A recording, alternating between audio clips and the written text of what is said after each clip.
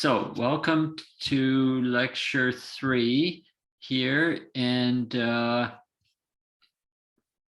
so our plan for today is to do a summary of the key points of the last lecture.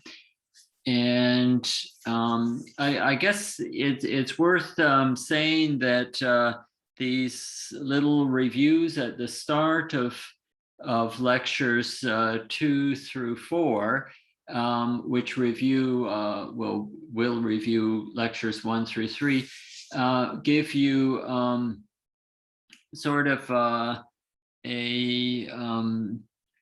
highlight of what the key points were. Of course, you'll have to go back and maybe revise the lecture notes or even the lecture video for further details, but maybe that helps you sort of see the forest for the trees, or find the main points in each class. It also serves as a reminder. That was my initial reason for writing it, but sort of an added bonus is it helps you decide on the on which are the key points, which is not always obvious, right? When you're when the material is new to you. Okay, so lecture 3. And as always, you can type in the chat to ask questions, or as I say to the people who are used to doing these video conferences. And most of you have your, in fact, all of you now, I think, have your microphones muted, which is good in case you accidentally drop something or bang your head against the window, as my son just did. But I think you can unmute it yourself, right?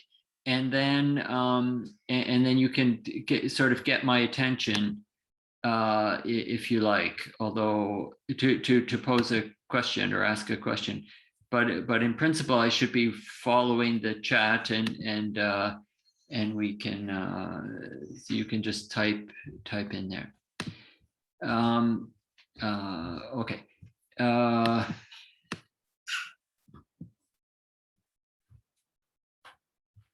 So I'm going to try and keep the participant list. It's hard to, I have a tiny screen, and so it's hard to get it all in there, but okay.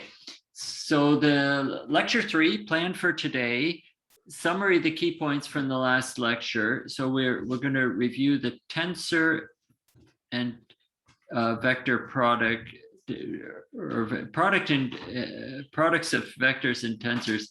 The dot product, there's two types. There's the dot product or inner product, and the cross product, sometimes called the vector product, or la rotation or rotationnel in French. And we're then going to describe or look at ways of describing fluid motion. So we're on to chapter 2 of those notes that I sent to you, that I called Arzel's notes, right? And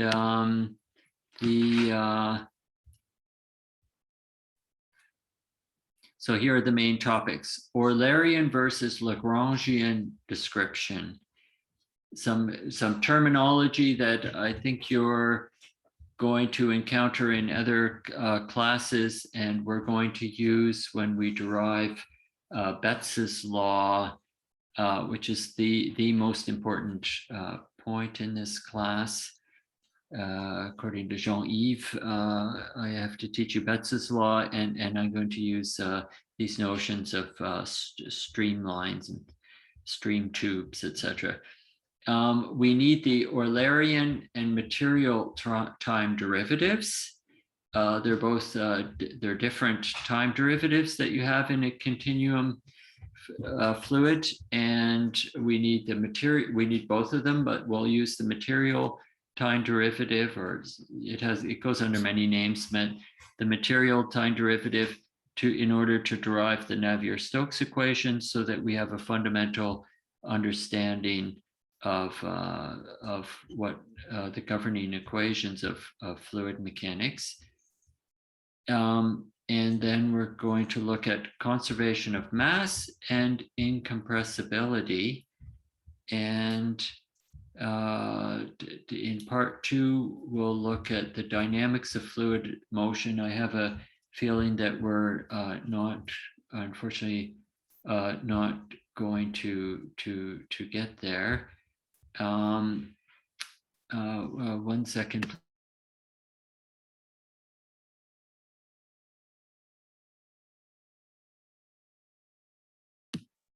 Sorry about that.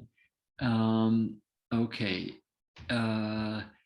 Yeah, so I think that I doubt we'll get to part 2 today, actually. That might have to wait for the next day.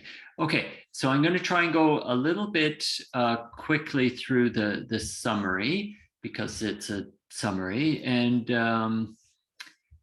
we're a little bit behind schedule. So key points of last lecture, this actually went back to lecture 1, but it was, we did it last day.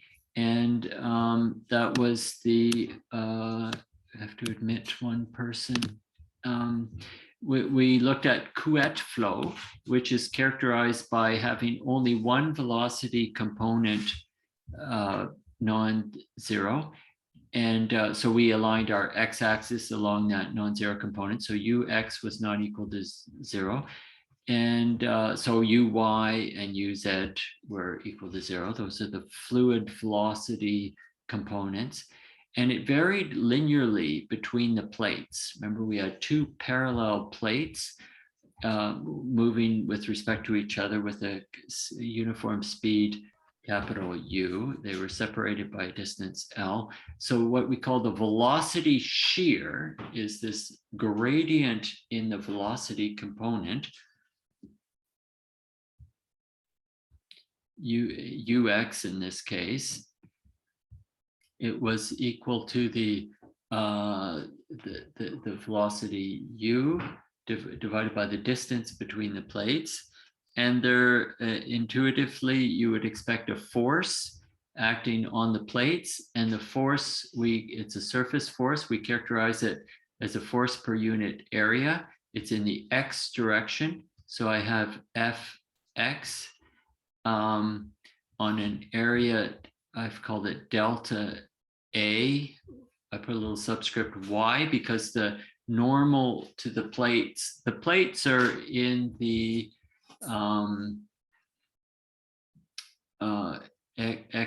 xz plane, so their normal is in the y direction. The z-axis was in the vertical, and we were looking down on it, so the z-axis was what we call suppressed. In other words, it's there, but we can't see it, perpendicular to the page.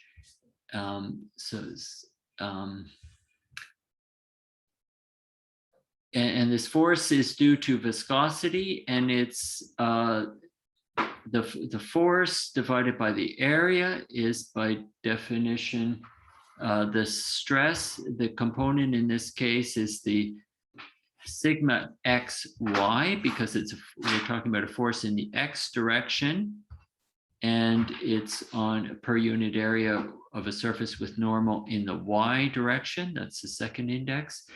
And that we postulated, in fact, we argued using Galilean relativity that was proportional to the this velocity gradient du dy, which actually the Galilean argument was that this du dy dux dy was a constant equal to capital U divided by L, and we postulate that this force is linear in that velocity gradient, and the proportionality constant is, by definition, the dynamic viscosity, mu.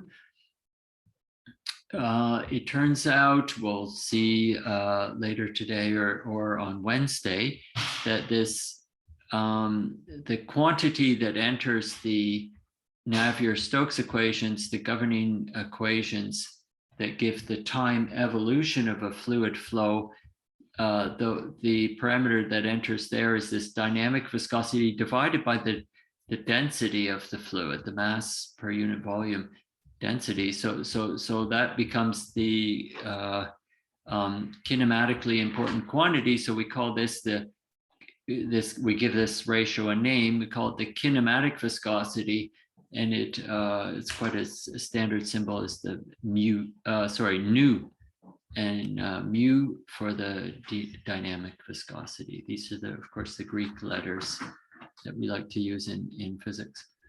So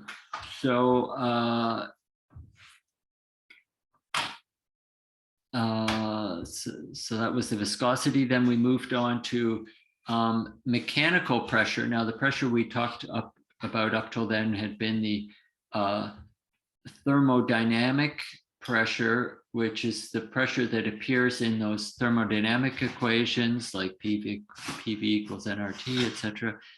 And but and that equals the static fluid pressure, the pressure when the fluid is not moving. But when you have fluid motion, the pressure you would measure with a barometer is not that static fluid pressure, but includes a contribution from the fluid motion. And so the total pressure measured by a barometer is the mechanical pressure, MEC subscript per mechanical, PMAC. And those, of course, a big part of it is the static fluid pressure, but also some variations or departures from static fluid pressure on the order of what I want to call the kinetic energy density. Why? Because it's the u squared over 2, where u is a velocity, that would be kinetic energy per unit mass, right? And then we multiply that kinetic energy per unit mass by the mass per unit volume. That gives you kinetic energy per unit volume, so kinetic energy density.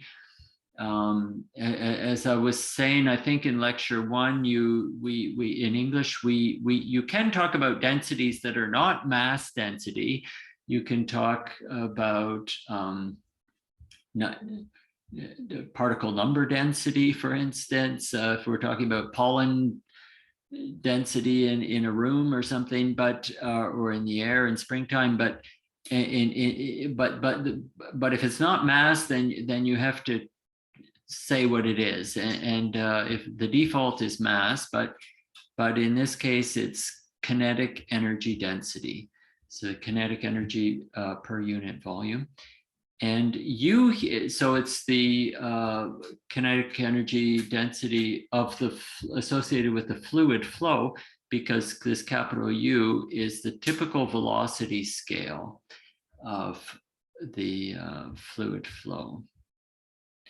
And in addition to the mechanical pressure also includes a small component due to viscous forces, but the main, in order of importance, it's thermodynamic pressure, this kinetic energy density contribution, and then viscous forces. You can relate it to the stress tensor. The mechanical pressure is 1 minus 1/3 the sum over the diagonal components of the stress tensor. So that, remember, when there's a repeated index, there's an implicit sum. So we'd have to sum over I here. but notice that just pulls off the diagonal components of the stress tensor, because the row index always equals the column index. I equals I here, obviously. So well, I've just written it explicitly. It's the sum of these three terms here. So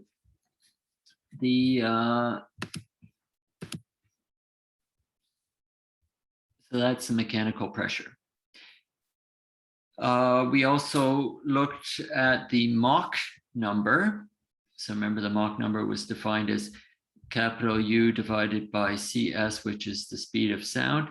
When that is much less than 1, we expect incompressible flow. Why? Because the variations in density, say delta rho, divided by the density rho, is of the order, we argued on dimensional grounds, 1/2 the Mach number squared. As I say, CS is the speed of sound. It's about 340 meters per second in air. It depends a bit on the wind speed. Or sorry, the winds. Sorry, it depends on the air temperature, and so, but the wind speeds typically in the atmosphere are much slower than 340 meters a second, of course, right? And even in the most extreme weather, for instance, within the strongest tornado ever recorded, I might be a little bit out of date, but at some point in the last few years, it was 135 meters per second, in the worst tornado ever, and or the one with the fastest wind speed anyways, and that corresponds to Mach 1/3, or sorry, Mach 0.4. And so when we square that here, that corresponds to 0.16. And then when we divide it by 2, that's 0.08. So even for this very, very extreme wind, we still have density fluctuations that are less than 10%, right? So that's why we say fluid flow in the atmosphere is incompressible, and that's what we mean. And it does not mean that the density is constant in the atmosphere, of course, because if you go to the top of Mount Everest, the air is much thinner up there. It's much, it's not 1.2 kilograms per meter square cubed density at the top of Mount Everest. It is close to that at sea level. So what do we mean by saying it's incompressible? Well, just think back to the argument we just made. The density variations due to the fluid motion are of the order, or the fractional changes in density due to the fluid motion are of the order of 1/2 Mach number squared. So we expect that number to be small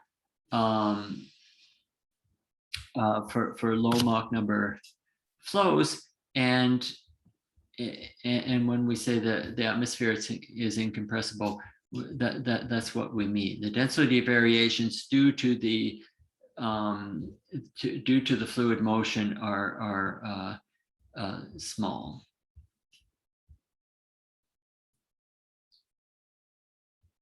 Remember, when we started the class, I said we're going to keep things simple. We're going to deal with homogeneous, incompressible Newtonian fluid mechanics. And it sounds like we're making huge restrictions, and when is this ever going to apply? But as you can see, these we're dealing with the most important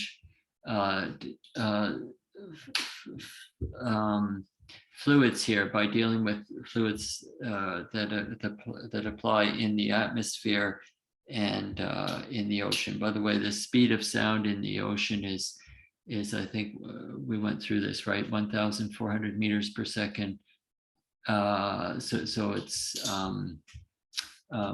even faster than in the atmosphere, and the typical velocities in the ocean are much lower than in the atmosphere. So the ocean currents are extremely low Mach number, and the incompressibility is an extremely good approximation. Okay, moving on to balances in a fluid, balances of forces. We looked at a static fluid in quite some detail. In generality, we looked at balance between body forces and surface forces. They have to balance if in a static fluid, in order for that static fluid to remain static. And so that implied that the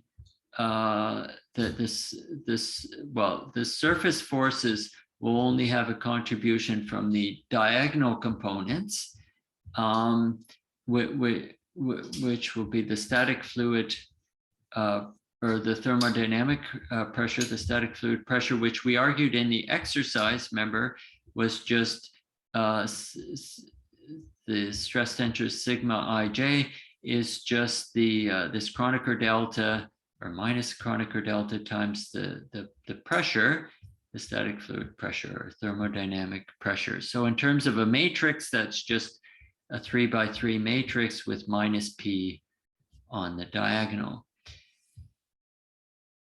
The force balance on a simply connected domain, I'm going to explain that later in quite some detail, but just a simple domain. The domain with no holes in it is a sort of a qualitative way of saying it, but I'm going to be more careful about that this year and show you a diagram. So the force balance on a simply connected domain of volume V, capital V, is expressed in integral form. And one of Gauss's theorems was extremely useful to convert this surface integral to a volume integral. And I can just say in words, it's important that you, even if you've forgotten some of your integral calculus, just to know what this means. We have some volume V, which is enclosed by a surface A. And when we integrate, so we take that surface, well, we integrate over the surface A, right, of this quantity here. What that means is we chop A into a bunch of little bits of surface of area dA, and each little bit has a normal ni. That's the normal vector. That's the ith component of the normal vector. And then we, so this ni varies as we move over this surface A, and we take the dot product of this normal, unit normal vector with the force vector, the surface force vector. And in tensor notation, when you take the dot product or scalar product between these vectors, you just sum over the product of the ith component of the force and the ith component of the unit normal. And so Gauss's theorem was extremely useful because it allowed us to then relate the integral on the left to the integral on the right, where V, as I say, is the total volume. And now we're doing a volume integral. You take a volume, chop it into a bunch of little cubes, each of volume dV. And I guess dV could be a constant, but you take the limit where it approaches 0. And at each volume, you multiply by this quantity, which I would call the divergence of this force. Why is it the divergence? Well, it's the derivative of the ith component with respect to xi, and you sum over I from I. Well, we're in three-dimensional space, so you sum over 1, 2, 3 for the x, y, z components. These ni are the unit normals of these little areas. Now, in principle, there's an ambiguity, right? Because you can point,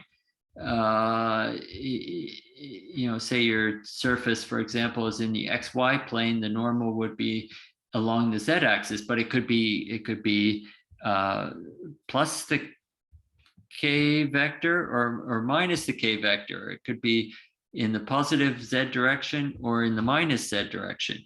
Well, we have a surface here, right, which is enclosing a volume. So we have an inside and an outside, and the convention is that this vector n points towards the outside.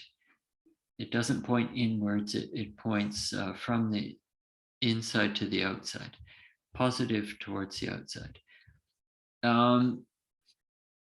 So physically, what this Gauss's theorem says is that the outward flux of a tensor field Fi through a closed surface A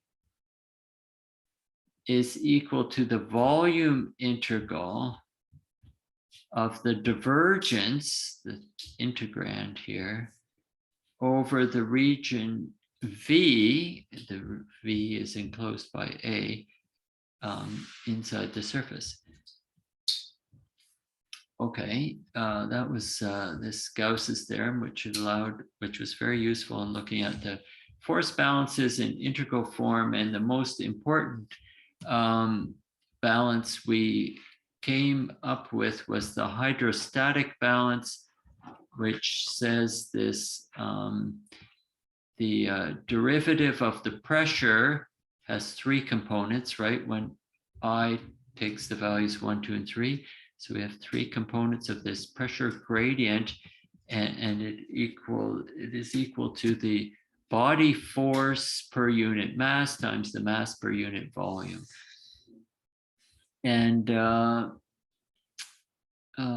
this pressure is this is a pressure gradient, right? Because this is just this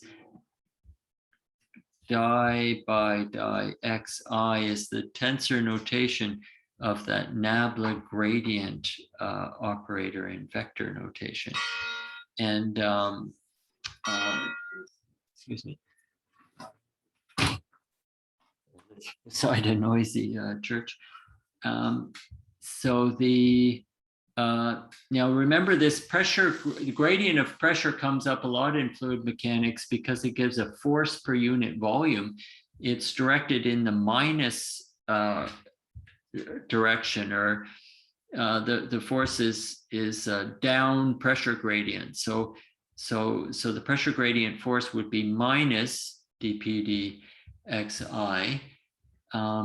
So on the left-hand side of this equation 6, we actually have the negative of the pressure gradient force equal to the body force per unit volume on the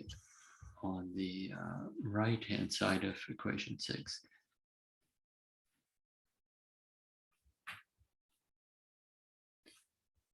Okay, and because our body force is normally gravity,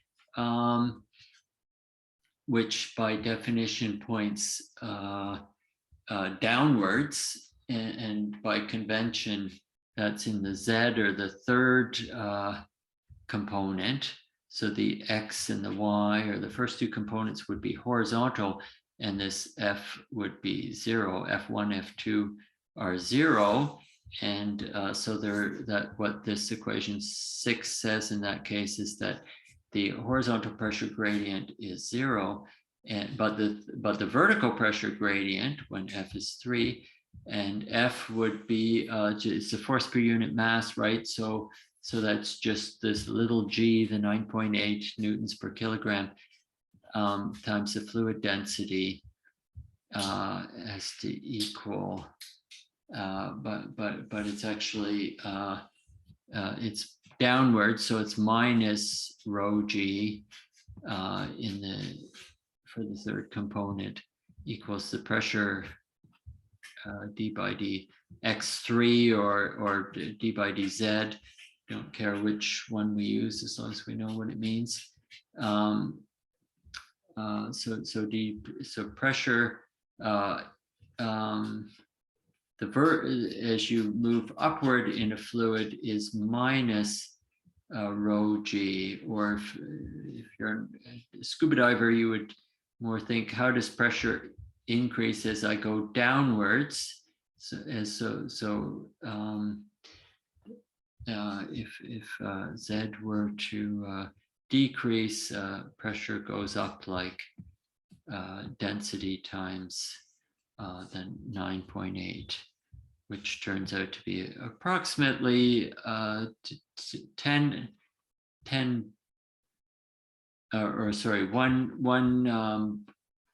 1 atmosphere pressure for every 10 meters. So that's our review of lecture 2, which included some material from the lecture notes of lecture 1.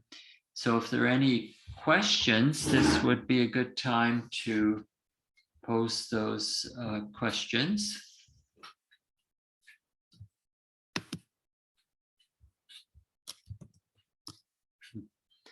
Just remind you where the chat is.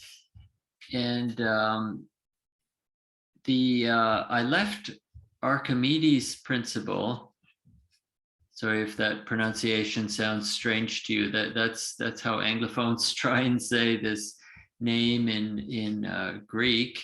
I guess it's ancient Greek, so probably no one knows how to say it correctly, right? But I think he lived, hundreds of years before Christ. I think it's the 3rd century BC, but I'm not sure. So that was left as an exercise. I'd like to actually go through that now with you. And I didn't realize, I think you can see me when even though I'm sharing the screen, maybe you get a little picture of me, is that right? Which is useful because then I can wave my hands and point and stuff when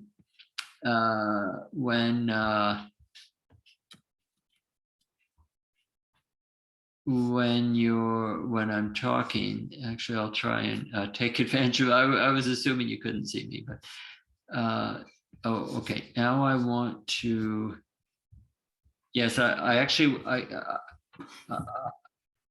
I left it as an exercise for you to go through that Archimedes thing, but I think what I should do is walk you through that a little bit. And so I've actually updated lecture 2 to include a figure.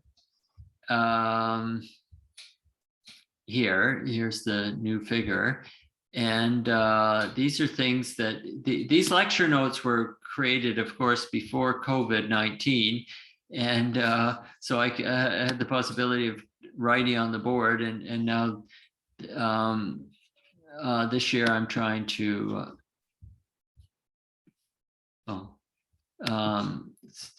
Zoom is complaining about something. Yeah, so this have I shared the screen?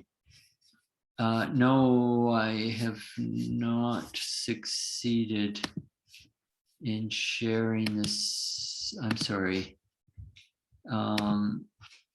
Yeah, I'm sorry. Yeah.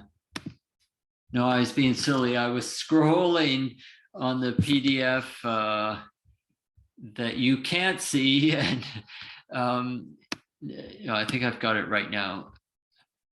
Or no, actually, that wasn't silly, because now it's scrolled to the right place when I share it. Yeah, okay. So Okay, so here's exercise 2.3,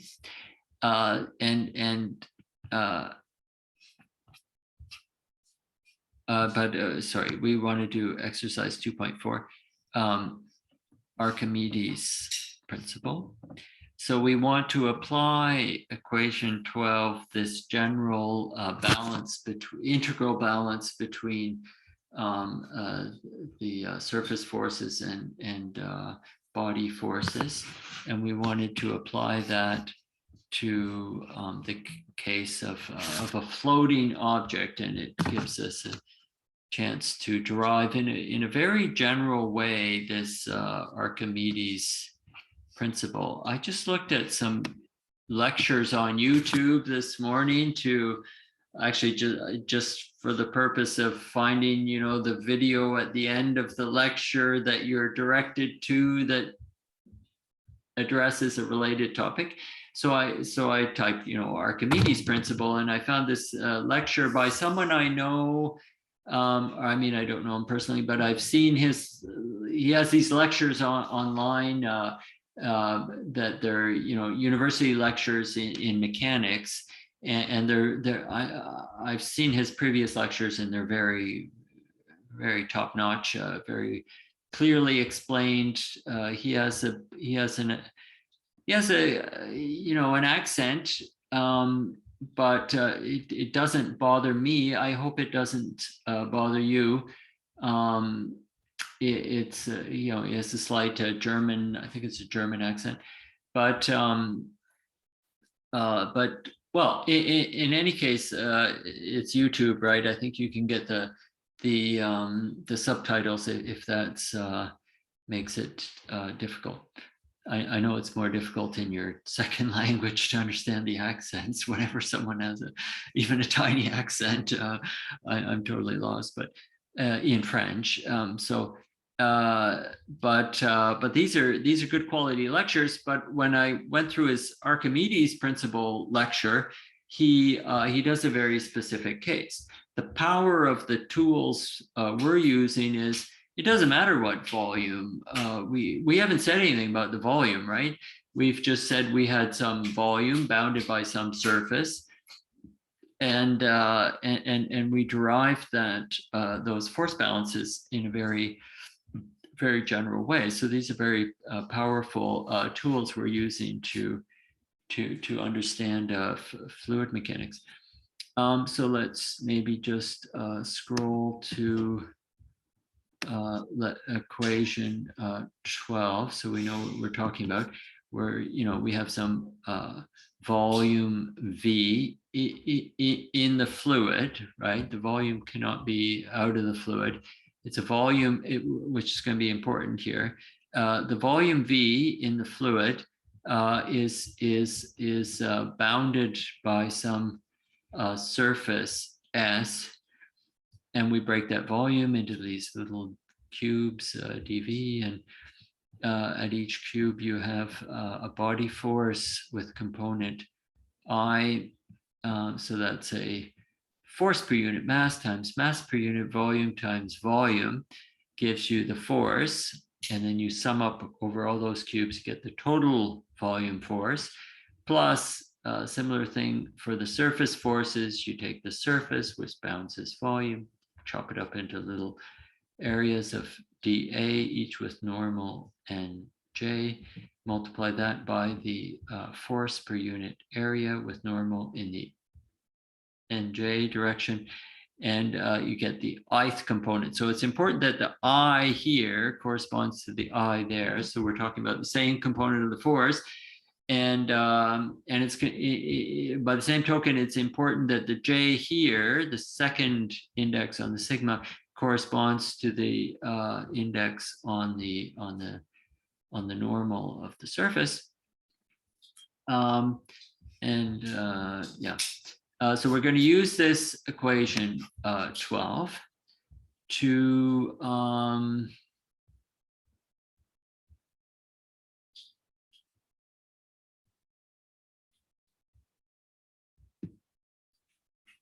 to consider the case of a solid body of density rho s floating in a static liquid of density rho L.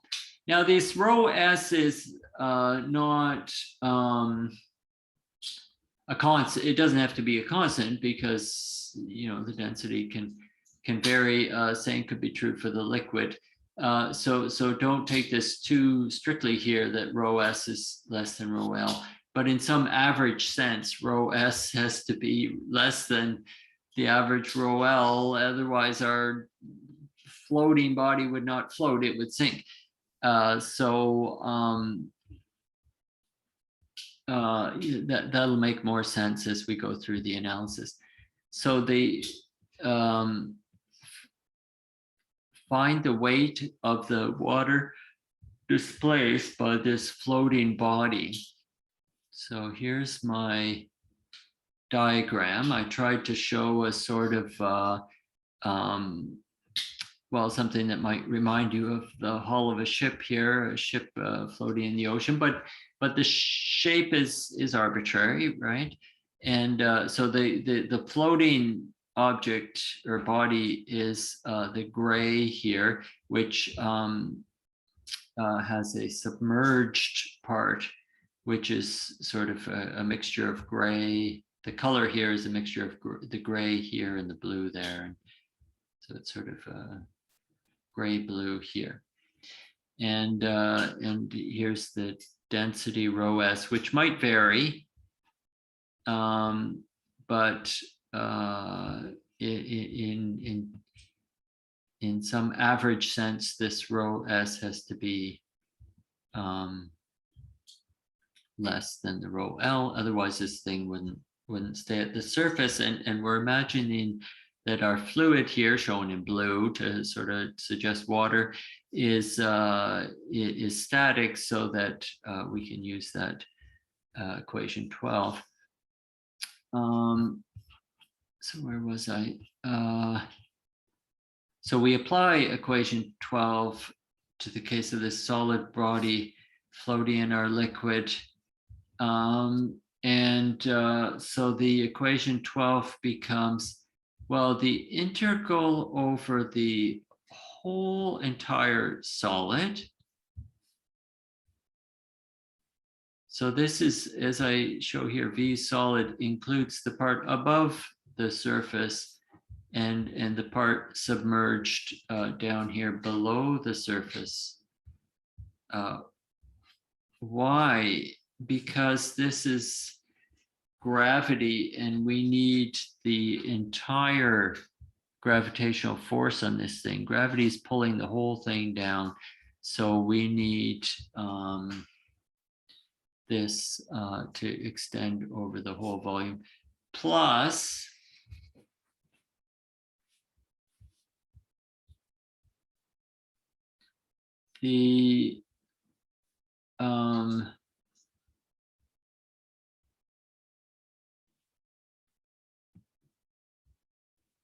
the integral over the submerged surface. And here we're only the submerged surface is in the fluid, so we're taking this stress tense here from the fluid, and so our integral over the submerged surface here is indicated. This is the submerged surface, just the part below the water line. And as we did in deriving the hydrostatic balance, we have this, force per unit area, the ith component of the force, matching the ith component of the force over here, sum over the j's, and we integrate over this, over the surface. Surface integral just applies over the submerged part that's actually in the fluid. And now apparently, I don't know about, I'm sorry, it'd be nice to know, but I don't know the historical accuracy of this statement, but in the folklore of Archimedes and his brilliance, he had this eureka moment where he imagined that the submerged volume was just replaced by liquid. So imagine just getting rid of this ship and just having water here. Why is that? Well, because you could imagine this we have some complicated shape here below the surface. It's not even uniform. And we have some pressure distribution. Obviously, the pressure is getting deeper, or greater as we get deeper, and then shallower over here. And so it's all complicated, but whatever that pressure distribution is, it's the same here as it is over here, just by the nature of the fluid. It's a static fluid, so we can't have horizontal pressure gradients. So the pressure at some depth here is the same as the pressure at some depth over here, where you only have fluid and no ships floating around. So that's the sort of justification of Archimedes' physical insight here.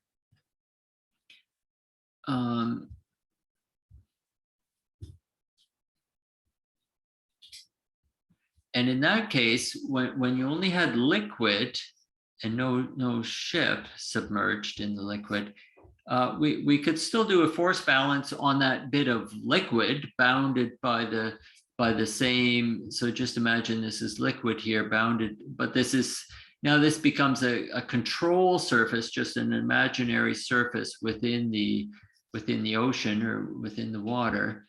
And so then you would have some balance between this surface force and this volume force, but now it's liquid, so it's easier. It's the density of the fluid is rho L, and then we have some force per unit mass due to gravity. Well, that's just G times d, the little element of volume, dV.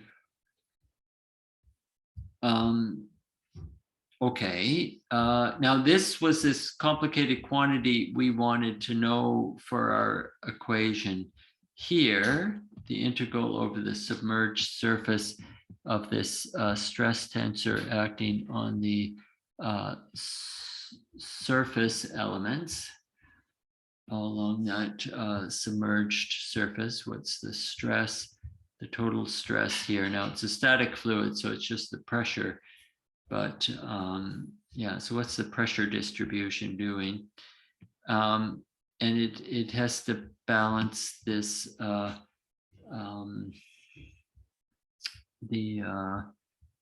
body forces, the force of gravity acting on the liquid, because we're imagining the liquid when you replace the hull of the ship with liquid. And so because those two are equal, and we substitute for this term here, it's the same term here that appeared here in the equation we really want to work with. So we replace this with minus this integral here. So now we just have volume integrals, but this one has rho L for the liquid, and this is rho solid. But this volume here is just the submerged volume, whereas this was the body force. So we wanted the integral over the entire solid, so both submerged and the stuff above the sea level. And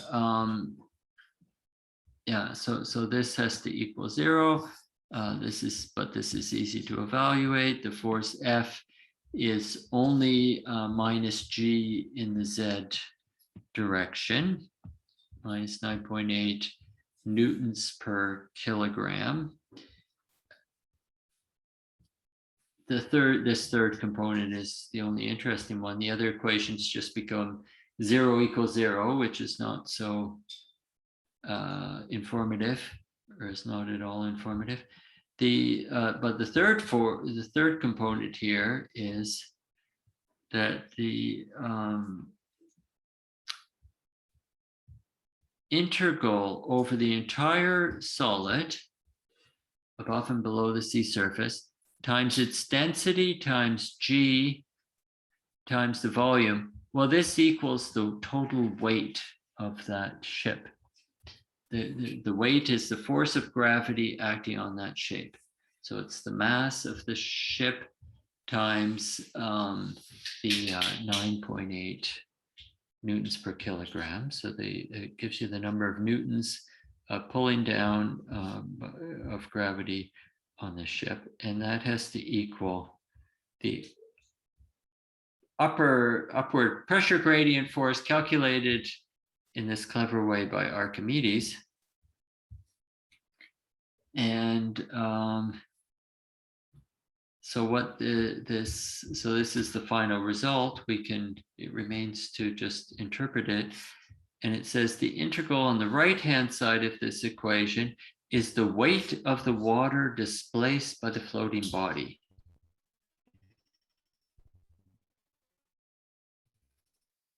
Displaced by the floating body because it's the volume we're integrating over is the submerged volume.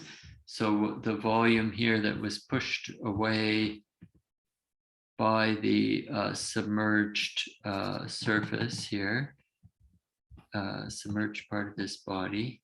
So below here, but within the body of the ship and below the water line. And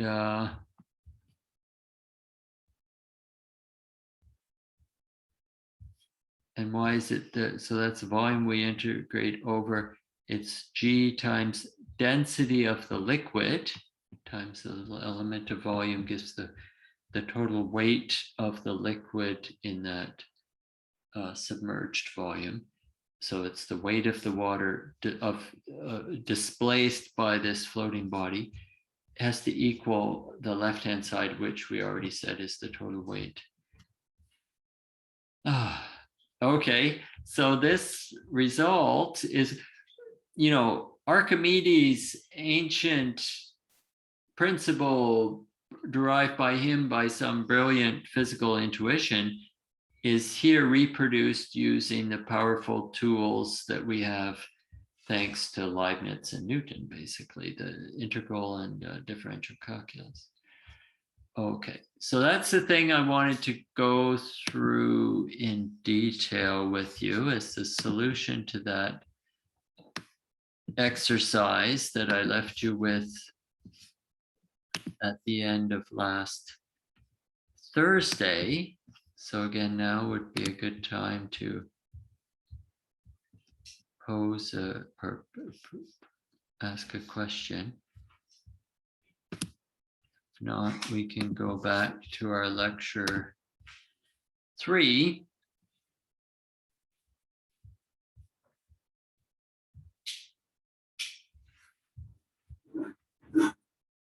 Okay, let's talk about this. I have to pay attention. So we've been talking for an hour here. So I think we go till around 3 o'clock, and then we can take a little break, 15-minute break.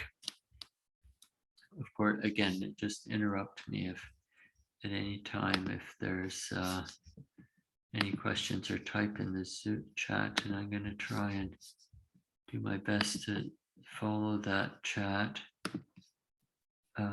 Still don't see anything there, so we can continue. the dot product and the cross product,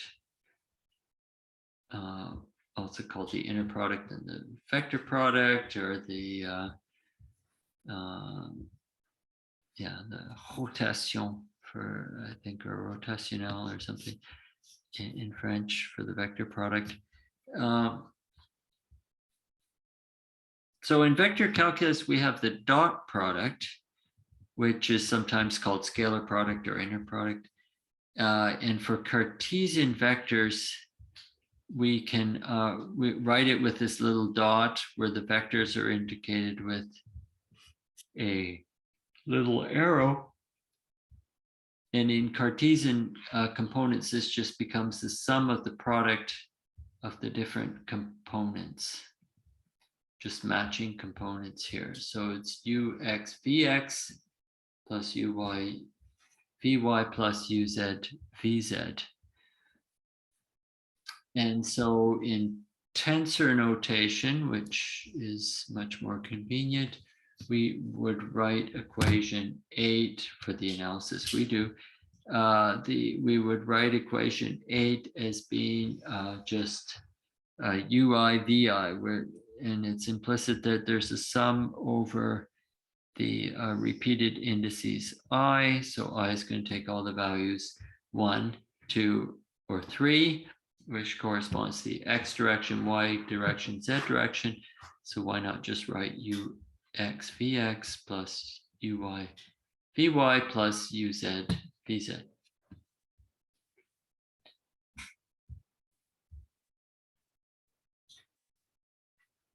Yeah, I'm just explaining this, how we get our indices here.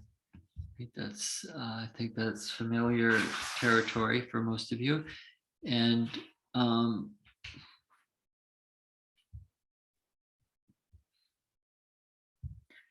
it's perhaps useful to note that the dot product reduces the rank of the tensor by 1. So if we started, you take the dot product of two tensors, or sorry, two vectors, rank 1 tensors. Remember, what do you get? You get a scalar. So the dot product gives you and vectors were tensors of rank 1. Vectors were tensors of rank 1. So that's what we started with. We ended up with a scalar tensor of rank 0. So the dot product reduces the rank by 1.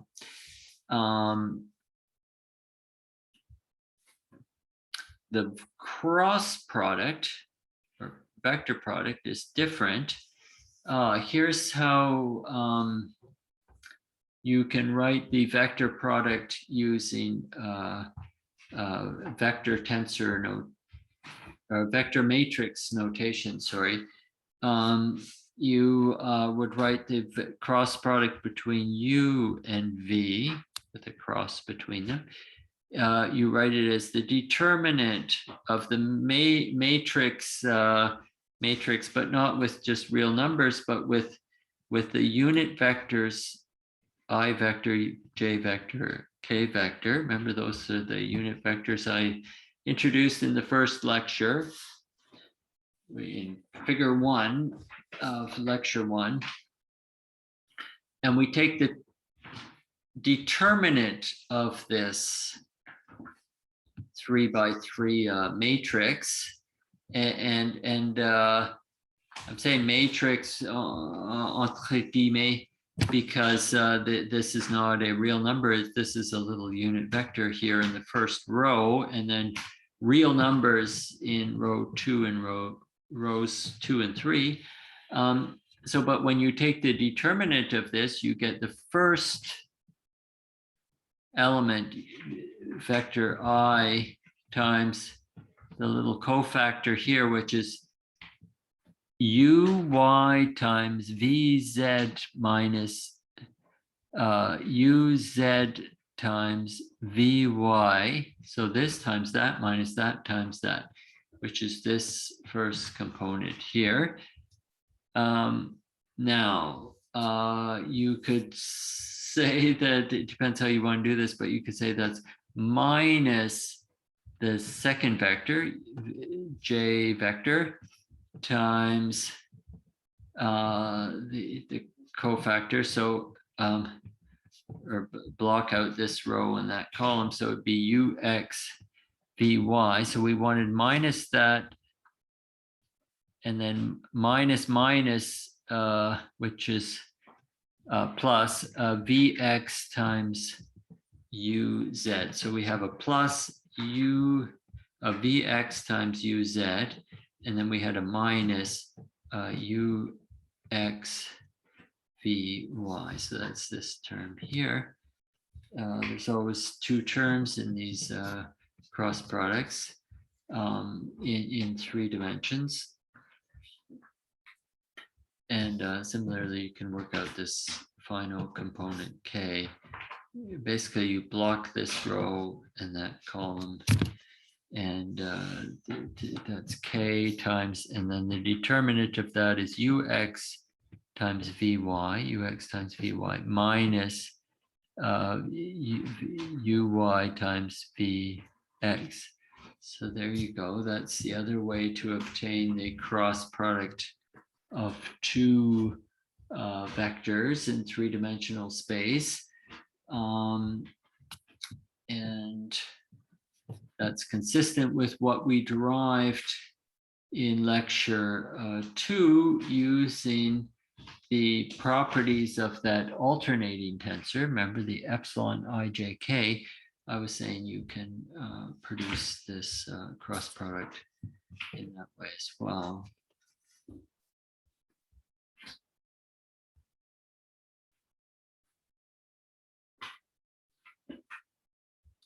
So notice in the vector product, unlike the scalar product, we start with 2 vectors, but, well, that part's the same. You start with 2 vectors, but unlike in the case of the dot product or scalar product, when we take the cross product, what do we end up with? Not a scalar, but another vector.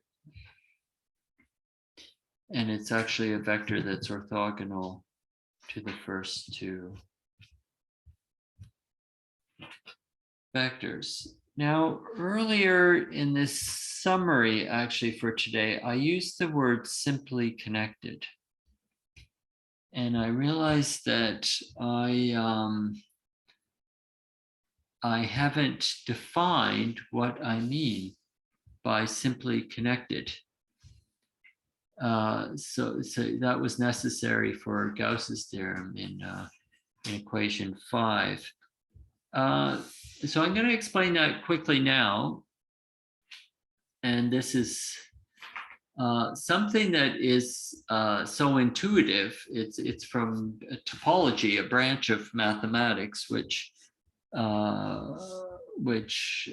beyond this class. But we need this notion. But fortunately, it's such an intuitive notion that I can just explain it with examples. So as simply connected to, well, I could define it in terms of a domain with no holes in it, and then I could very carefully try and say what a hole is. But there's no need for that sort of abstraction. I'm assuming as engineers you find that you don't like that. So I'm going to use, fortunately, I think I can explain this clearly with examples. So here are 2 different surfaces, right? The surface has 2 dimensions, and a sphere is a surface in 2 dimensions. It's a ball in 3 dimensions, but it's a surface in 2 dimensions. And the sphere is nice because it's a simply connected domain, or a simply connected surface. So what would be a non-simply connected surface? Well, the torus is a multi-connected domain, or a not simply connected domain. But see, you don't need a nice smooth sphere to be a simply connected domain. For instance, if I took this wine glass and I deformed it continuously, say I was, say that wine glass was not made out of glass, but out of clay, modeling clay, and I could change its shape by just pressing on it without ripping it apart or without joining bits, new bits together. I'm only allowed to remodel it by squeezing it and tugging it gently so it doesn't break. I could remodel this wine glass into the sphere with continuous deformations, and I wouldn't have to rip it and create new holes. Okay, so I'm going to explain that in more detail later, but that's the intuitive idea. But this coffee mug with the handle here is different. You cannot continuously deform this coffee mug into that sphere, but you could deform it continuously into the torus.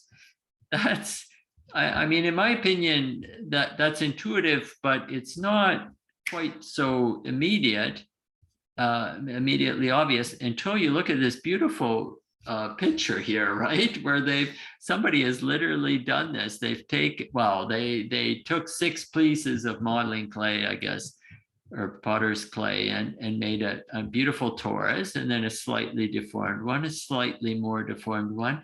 And the amazing thing is it's just a very small step from each model to the next. And then, but you end up with a coffee cup with the hand. The key thing is you have this handle with a hole in it, right? So yeah, this is in other words, this torus is the prototypical surface of this topology. It's a 2-dimensional surface with one hole in it. Yeah, so that's actually a torus. Okay, so that I needed that notion to sort of explain clearly Gauss's theorem, because it sounds like a technical detail, but I can't tell you a theorem without telling when you use it. Otherwise, you'll use it in the wrong place, and it's like giving you a car and not telling you that hang on, you're only allowed to drive on the left side of the road, and so you're going to bang into people in England or something if you drive on the right side of the road. Okay.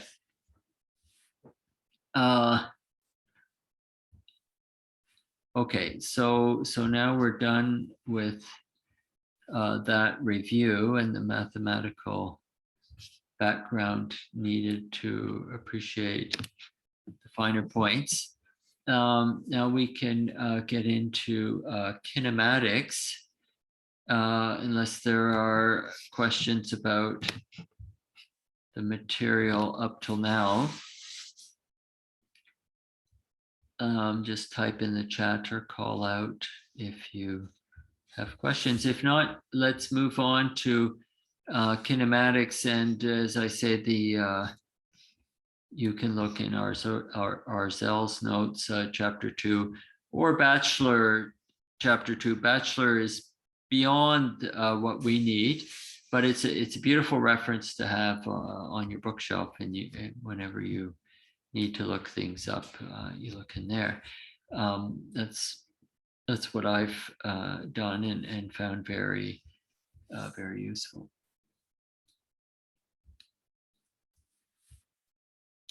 Okay, so thanks to this continuum hypothesis, remember in lecture 1, we were able to define things like the local velocity of a continuous fluid at some point P at some instant in time. So we would write that as a vector, right? Because there are 3 components, and we can talk about our components U1, U2, U3, or in general UI. And but these components are real numbers that are functions of where we are in the fluid. So the point P and the when we're talking about, so the time t. How could we describe the whole fluid field, the whole flow field, the velocity at every point in space and time? There's actually two ways, two sort of fundamental approaches that are very different, came up with by different people at different times. So one is called the Eulerian description,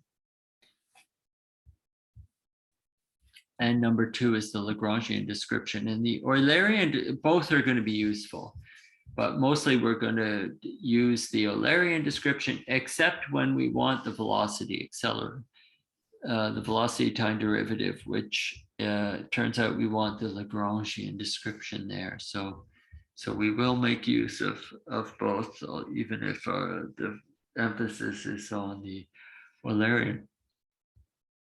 So the Eulerian description uses continuous functions. Say for the velocity, we have the three components u, I, that are functions of the point P, which here I've written explicitly in terms of those Cartesian coordinates, x, y, z, and the time, so t for time. So there's these three continuous functions, three because there's an index that takes three values here. Those three continuous functions that describe the fluid velocity components at each location, x, y, z, at each point in time t in the fluid. In our succinct notation, we could also write the same thing here as just ui, which is a function of what? It's a function of xj and t. Why didn't I use an I here? Well, you don't want to just confuse. We've already used I for the components of the velocity, so you want a different index, j, for example, or k or l, to represent the components of the position vector here. So that's the Eulerian description. What's Lagrangian? Lagrangian focuses on the trajectories of the fluid parcels. So it's related to the other one, but it's different. And so instead of labeling points in space, you want to label at different points in time. You want to label fluid parcels.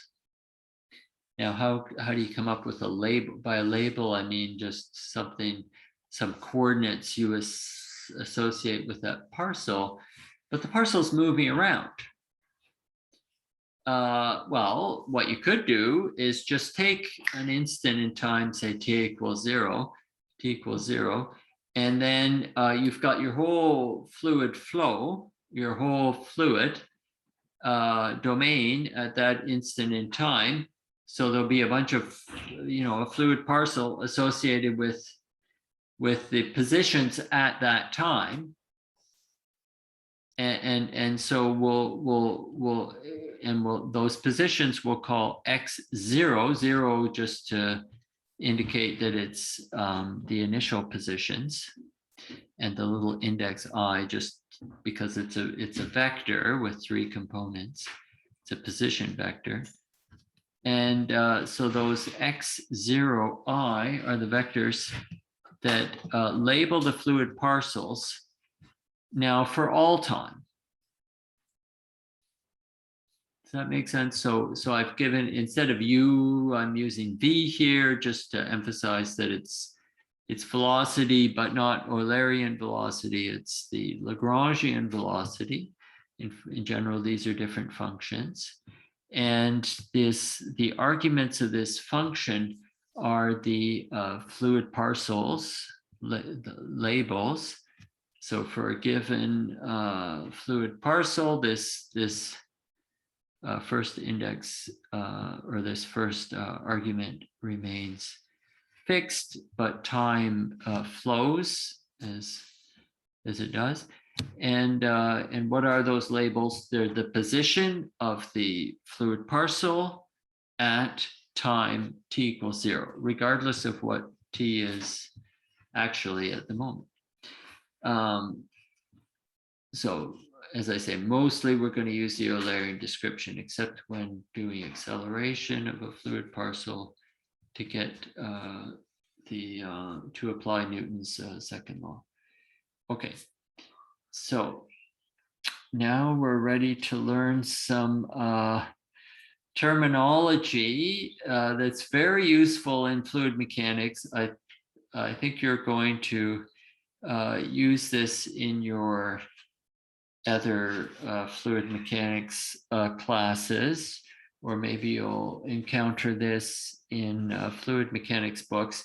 In any case, it's the terminology I'm going to use when I'm deriving Betz's law, which is the most important law that I am teaching you in this class, according to Jean-Yves. And so let's learn this specialized terminology that applies in fluid mechanics.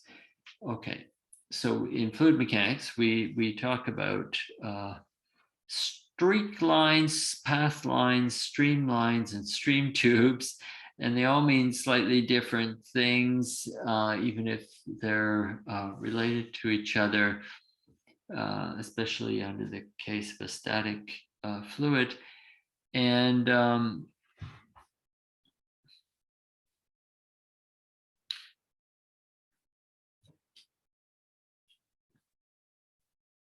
so let's start with a streamline. It's a little bit subtle, okay? So bear with me. At a fixed instant in time, let's give it a name, say TP. The movement of the flow, the fluid flow, is described completely by a vector function, say u of x and t, where x is the position. So x is a position vector that can vary over the whole domain of our flow, and so that this function u is a function of the entire flow field and the time.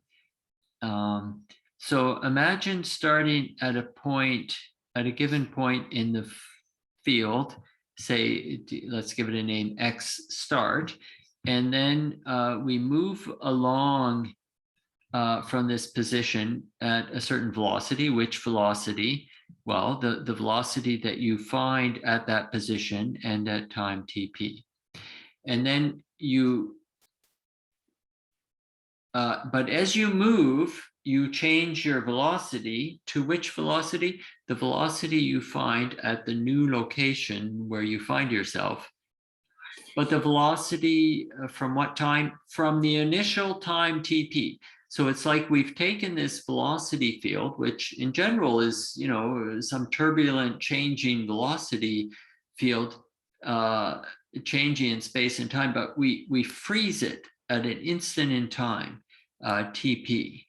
And then that's the velocity field we're going to work with, and the only velocity field we're going to work with. But we're going to move through that velocity field and constantly moving at the local velocity that we find at each point in space. Okay, so we have to sort of construct our trajectory from this velocity field at an instant in time, starting at some given point x start, and then using the velocity field to construct the path.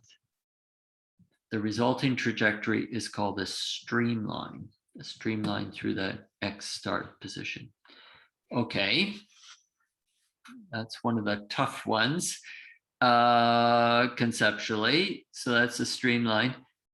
A stream, once you've got that, it's easy to say what a stream tube is. A stream tube is just the tube that is formed. It's a surface formed by all the streamlines passing through a closed curve in the fluid at a given instant. So remember, our streamline depended on x start. Well, let's choose a whole set of x starts that fall on a closed curve. Closed curve could be a circle, it could be a square. It doesn't matter. It's just some closed curve entirely in the fluid, and that becomes our x start, or our set of an infinite, number of x starts along this closed curve here. And then for each x start, we make a streamline, and then so we'll have an infinite number of streamlines, right?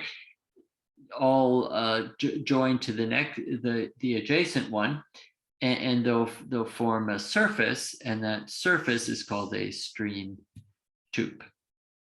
I think that's intuitive enough. Now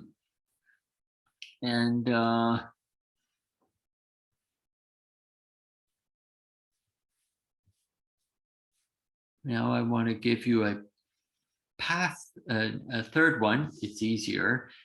It's a path line. So now at a fixed instant in time, say TP, imagine, again, we have some turbulent velocity field changing in space and time. But at some fixed instant in time, we take a little tiny particle, let's call it a test particle, and we insert it in the fluid, and then just release it, and it will float around and move throughout the fluid with the flow field. So what is it? What do I mean by a test particle, really? I think this is worth just one sentence here to explain what we mean. It's a useful concept that's used all the time in different areas of physics and engineering, and all it means is that it's sort of a concept. They don't really exist. They're just theoretical concepts. But you imagine a particle that's so tiny that it doesn't affect its environment in any way. So it's electrically neutral. It doesn't generate a magnetic field. It is so tiny it doesn't have a gravitational field. It doesn't react with anything. It's just totally undisturbed. It leaves all the properties of the fluid undisturbed, but it passively follows the fluid. In this case, it follows the fluid,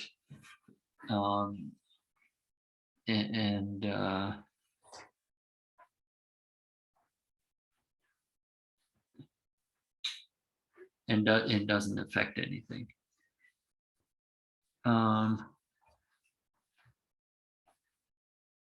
Well, the resulting trajectory of that test particle is called a path line. It's just the path of the test particle. Okay, that's an easy one. A streak line is finally a different concept. These are all related, and we're going to consider that in a second, but I just need to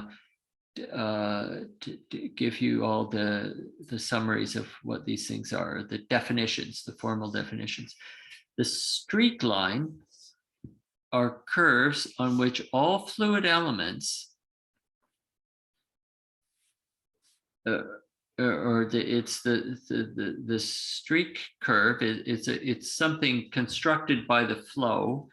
It's a curve that's constructed by all the fluid elements that pass through a given point, say x start, at some earlier time. Now, so we're looking, so there's no t start here. but there is an X start. There's a position in the fluid, and we're looking at it. We're looking at the field. We're looking at the flow at some instant in time later. There's some sort of now where we look at the fluid, and then we ask, where are all the fluid parcels that have passed some particular point in the fluid at some earlier point? We don't care when, just some earlier point in time. And so the easy way to sort of think about this is, imagine at some point in the fluid, we start releasing some dye. So any fluid that flows by that point, at some point after which we started releasing the dye, will pick up a little bit of dye and carry it around. Well, then when we look at the flow, we'll see a streak of dye corresponding to all the fluid parcels that at some earlier point have passed that point where we're releasing or injecting the dye. So hence the name streak. I guess I don't know how to translate that, but it's sort of a tash, a mark that's been left in the fluid because it's passed through this point where we're injecting dye into it. Okay, so those are the 3 lines and the surface that that we want to be able to talk about, or have been traditionally. There's probably more, but these are the main ones that are talked about in fluid mechanics. And so how are they related? Well, in the special case of a steady flow, all 3 lines, the streamline, pathline, and streak line, will be the same thing. A streamline is a pathline, is a streak line in a steady flow. What do I mean by steady? I mean a steady flow. It's not static. There is a flow, there's velocity, but the velocity is not, at a given point in space, is not changing in time.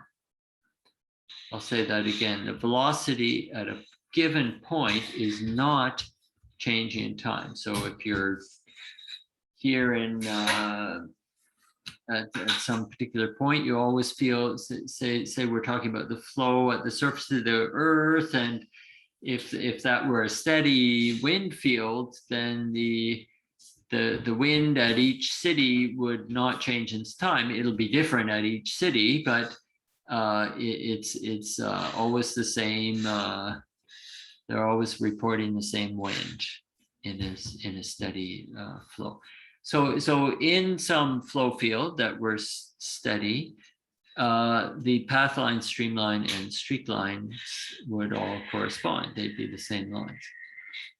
There's another, so that's a very restricted case to consider. Maybe more generally, we can compare different properties of the streamline, the path line, and the streak line, as I've done in this table. I really think that these concepts are best understood by you just thinking about them carefully. Think carefully about those definitions. But to sort of guide you through that, what I've done is I've created this table, and I'd like you to sort of recreate this table just using the definitions. So I'm not going to go through it with you. Well, I think I will go through the first row just so you know what I'm talking about when I say, please go through this and try and understand it. Let's consider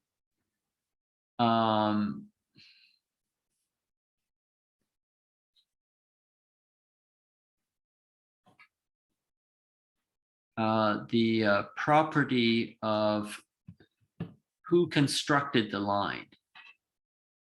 Okay, well, without just sort of reading the answer, let's sort of cover up the answer and just read out the three different columns. So we have the streamline through P. Who constructed the streamline through the P? Did the flow do it? Well, no, we said that this streamline was was not, it's an artificial, if it's a non-steady flow, there's no particle moving along the streamline, or it's not something created by the streamline. It's something that the investigator had to construct using the velocity field. So obviously using information from the flow, but from the real physical experiment, but the investigator had to construct it. So the streamline through P has the property constructed by investigator. What about the path line path line released at P? Well, who constructed that? Well, remember that one was just the path of a test particle that passed through the point P. So I claim the path line is constructed by the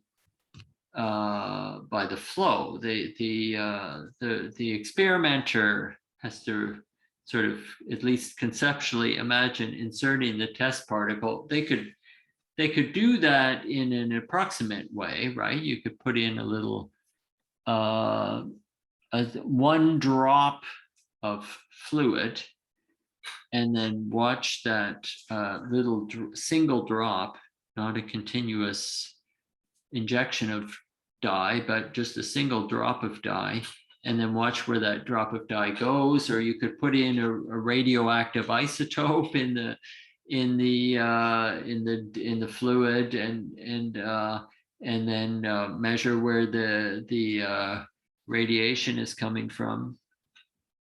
If it didn't disperse, if it just stayed together but was passively affected by the flow.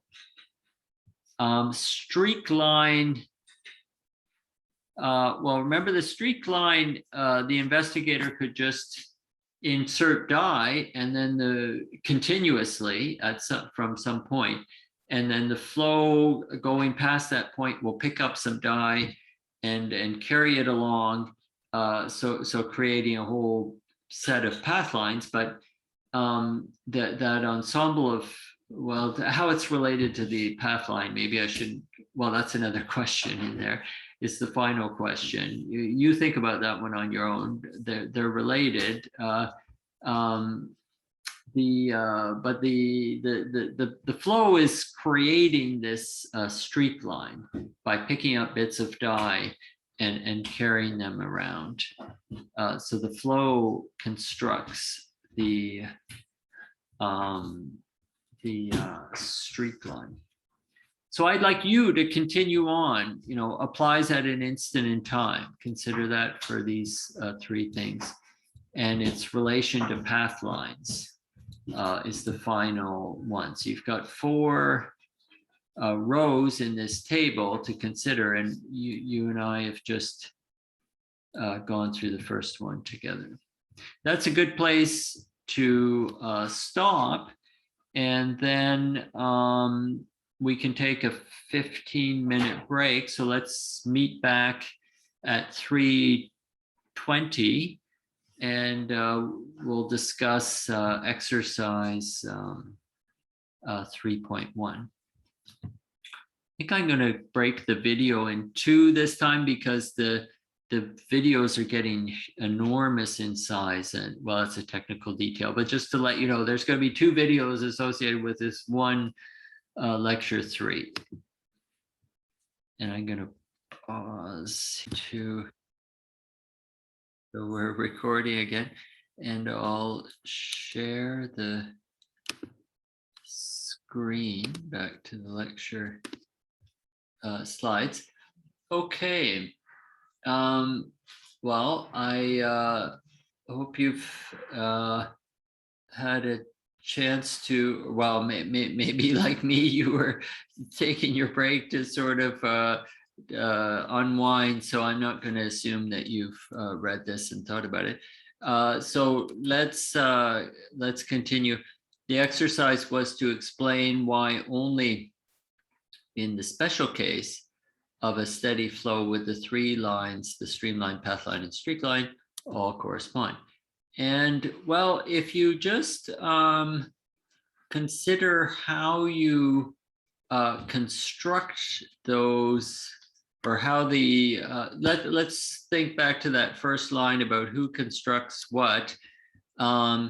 It's the investigator who constructed the streamline, but in the case of a steady flow, you would just move along the, you freeze the flow at some instant in time, but it's a steady flow, so it's already frozen in time, and so you're not changing anything by freezing the velocity field. And you start at some point in the fluid, and then you move along with the local velocity. Well, that's what you would do with a path line, right? You'd inject some fluid parcel or fluid tracer, a test particle in the flow, and it would move at the local velocity.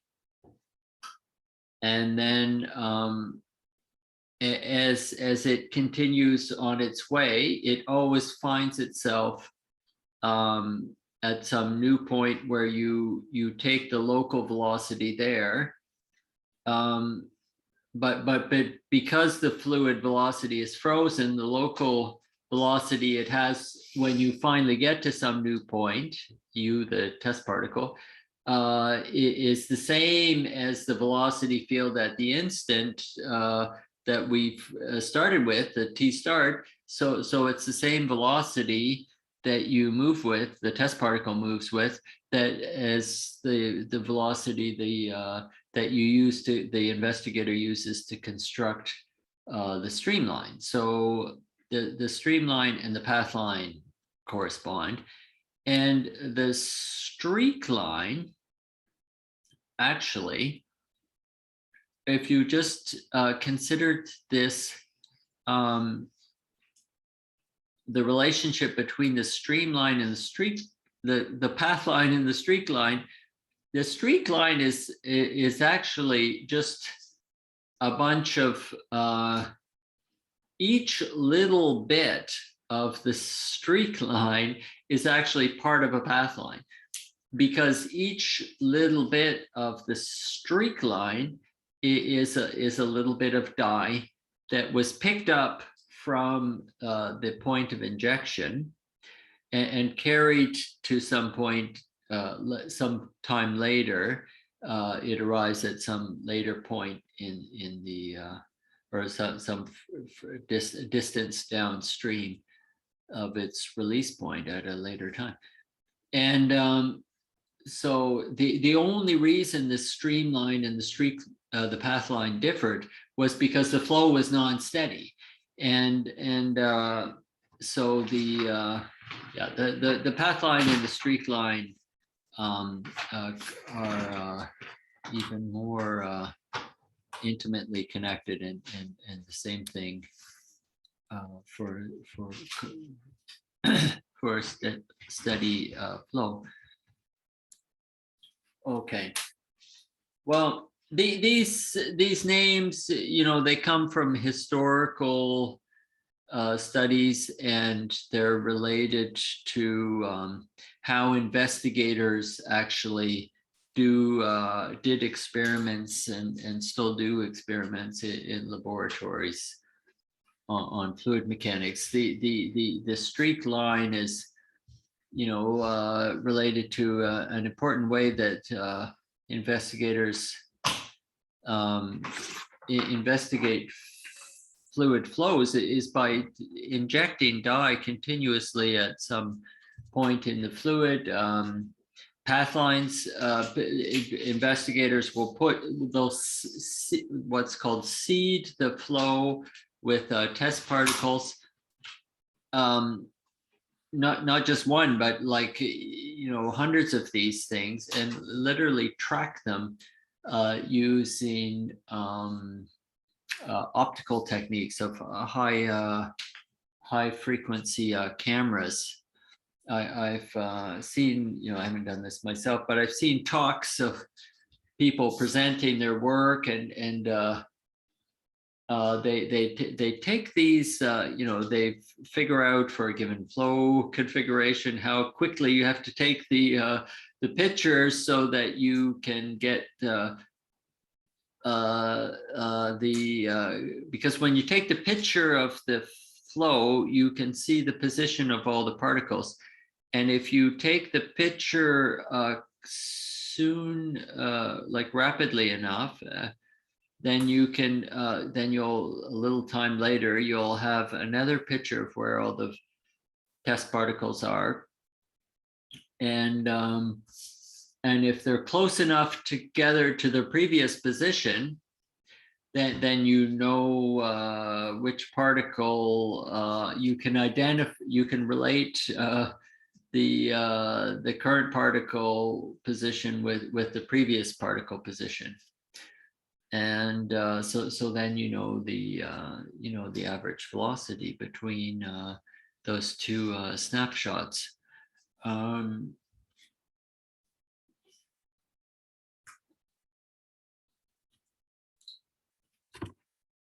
Yeah, so there's lots of clever experimental techniques that people use, and so these names are intimately connected with the experimental techniques used.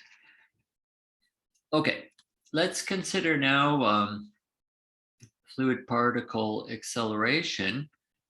Obviously, because acceleration is a term that appears in Newton's second law. So remember, one of our primary goals in this class was to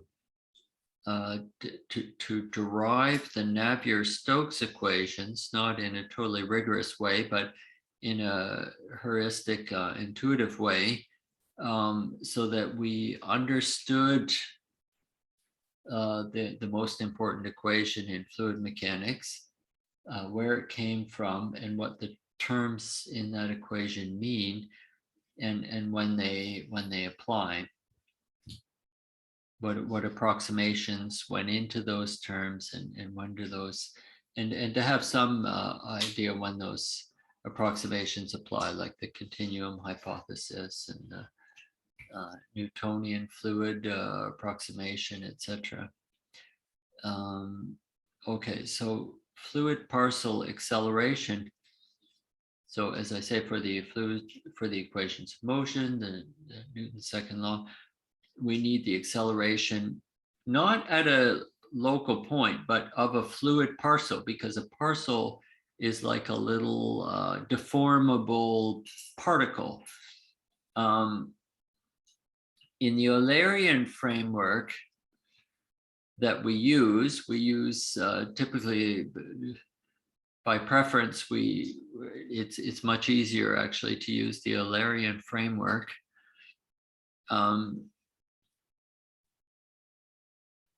In the Eulerian framework, we take a time derivative at a fixed point in space, say p, at an instant in time, say tp. But this calculation must take into account that this calculation that we're using now to get the acceleration of a fluid parcel, so we can apply Newton's laws to that fluid parcel, we must take into account that the fluid parcel is moving relative to our coordinate system. And it has a velocity, that's the fluid velocity at this point in the fluid at this time t that we're trying to calculate the acceleration. So notice that I've is a little sort of in Andes as a hint that to help us calculate correctly this acceleration of the fluid parcel, I've written the coordinates of the location of the fluid parcel as functions of time, right? Before I just wrote xj here, but now I admit that xj, if we're following a fluid parcel, xj is a function of time, right? So then any fluid parcel property, including the velocity, becomes a function of time in two senses. There's the time because the fluid flow is not necessarily stationary. The fluid flow evolves as a function of time, but also because the velocity of the fluid parcel changes with time, because the position of that parcel changes because it has a non-zero velocity and it's moving through the flow. So xj is a function of time. We can then differentiate this function with respect to time. That's what we do to get the acceleration. But now it's the acceleration of the fluid parcel, because we've been following the fluid parcel by making these coordinates a function of time. What function of time? Well, the function that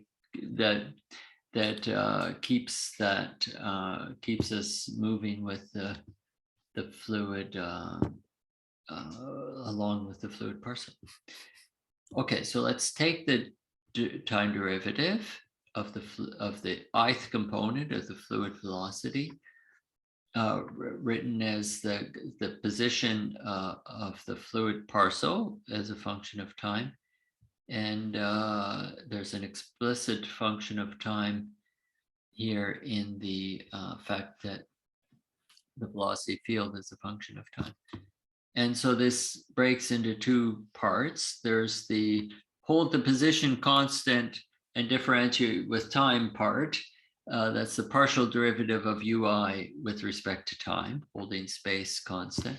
But then there's the hold time constant and then differentiate the fluid velocity with component I with respect to the position of the fluid parcel, and then continuing along with by multiplying that by the derivative of the position with respect to time. So this is just differential calculus, the way we differentiate something like this, that with respect to time, where t appears in two different places. So you get two different terms here. I'm just developing this. This first thing is the Eulerian time derivative, right? The second term involves the advective derivative. And I want to replace dxj by dt with uj, not ui, but uj. Why j? Because this is the jth component of the position. So the derivative of that with respect to time gives you the uj component of the velocity, and the j lines up with the j here. So there's a sum over j, and these are differentiating what the ui component of the velocity. So this is some special time derivative of the fluid parcel of the velocity. It corresponds to the time derivative, as we say, following the fluid parcel. And so we use a different notation than d by little by little dt. We write capital D by capital DT.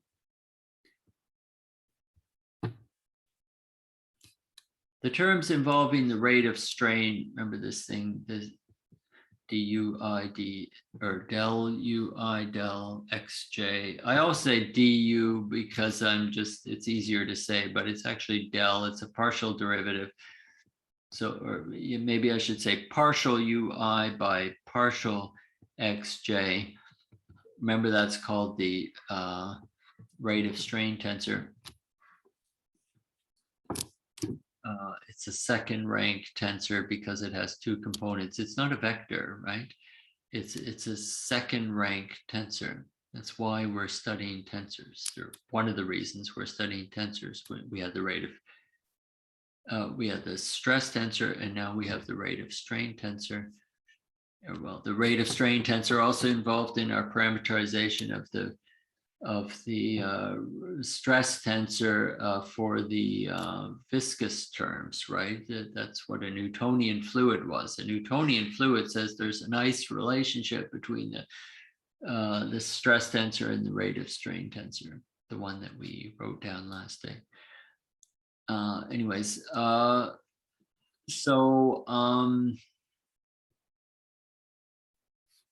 yeah, this tensor here,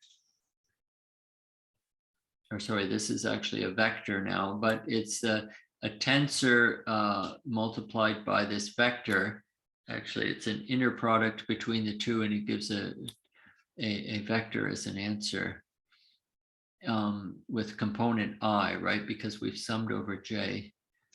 That's a hint that it's a vector quantity because there's one free index. The J index is repeated, so it just becomes a dummy variable that we sum over, or a dummy index that we sum over. Let me see what I've written here. Notice this involves the product of a second rank tensor, the rate of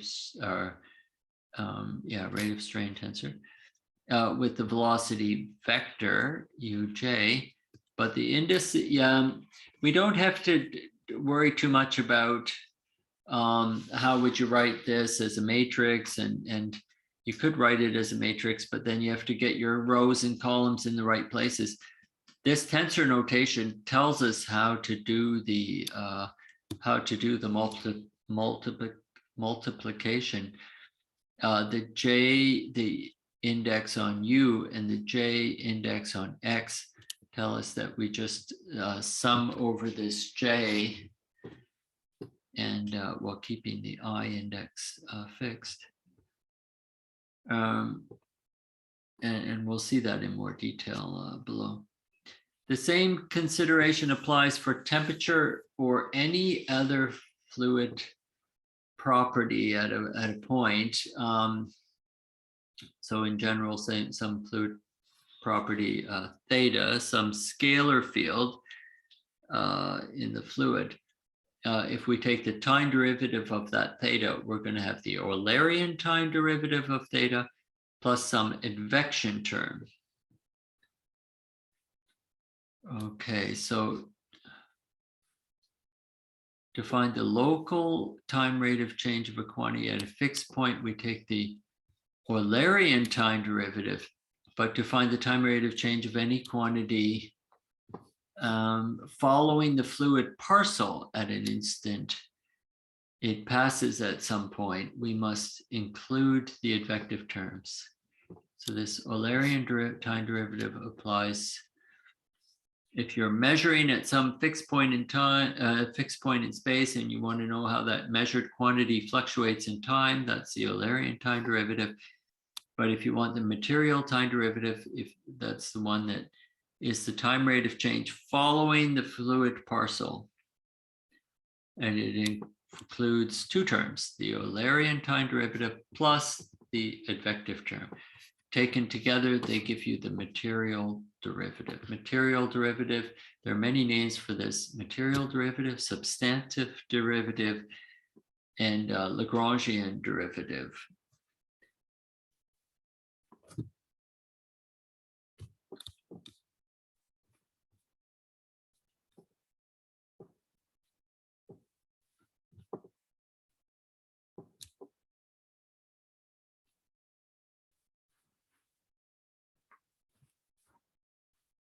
So we use capital D to emphasize that it's different than the Eulerian derivative. For a scalar quantity theta, the material derivative is written this way: capital D theta, capital DT equals. Now I used a little d here, but I'm allowed to do it because I've written explicitly that the position here becomes a function of time. So then that tells me, then some mathematician who knew nothing about fluid mechanics, if they just looked at this expression, they would know to write this partial derivative. They hold this thing constant and take the partial derivative with respect to time. And then they would take the hold time constant and take the derivative of the first thing they take the second argument t and hold it constant, and then take the first derivative, take the derivative of the first argument with respect to time, and they'd get this. Well, maybe you'd have to tell the mathematician that uj equals dx dxj dt. But other than that, they could do this. They could take it from here and give you that second equality here.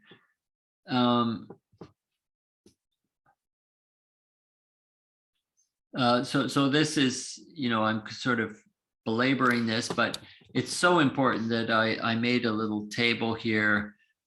Maybe this is just for future reference, because I'm just repeating myself now, but this is very important. So refer back to this table if you ever need this, or we will use this if you need to remember. That'll help you find it. Okay, let's consider another exercise 3.2, the material derivative of a vector quantity. So let's write out all three velocity advection terms, which I'm writing here: uj partial ui partial xj, each of which is the sum of three terms. It's the sum of three terms because I have a repeated index j. Why do I have three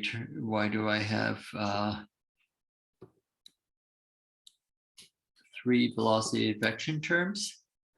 Because I have a free index I here, which can take on three different values: u equals ui1, ui2, ui3, or uix, uiy, uiz, doesn't matter what you call them. Just recognize there's three components there, three independent components, and each one of those, for each I, there's a sum over j, so a sum of three terms.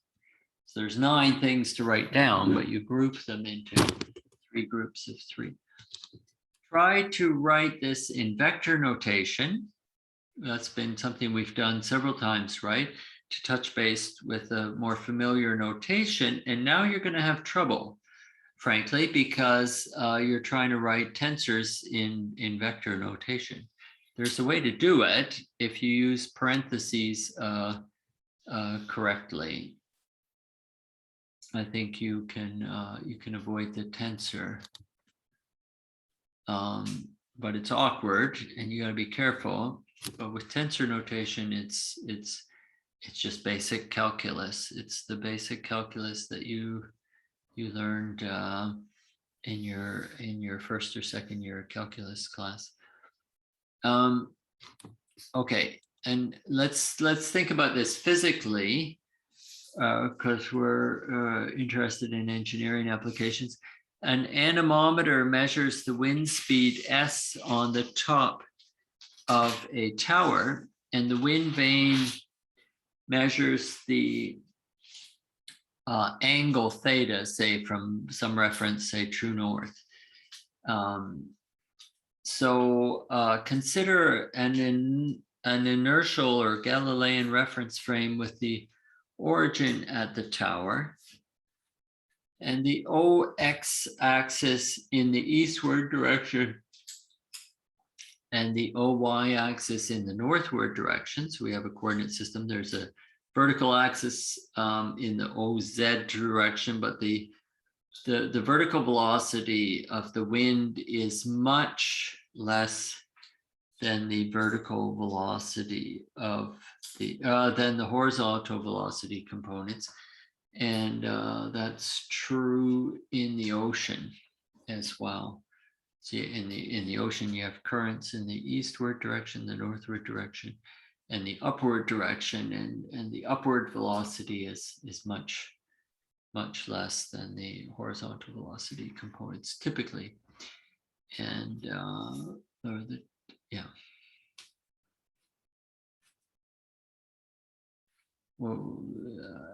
we'll get into that more in oceanography class, CRE 3. So write expressions for U X and UY components of the horizontal velocity in terms of S and theta, the speed and the direction.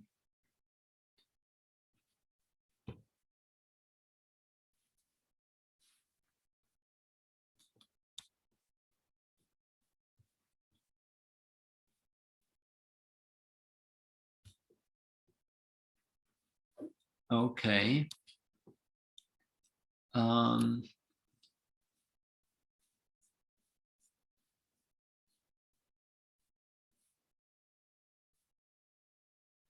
Well,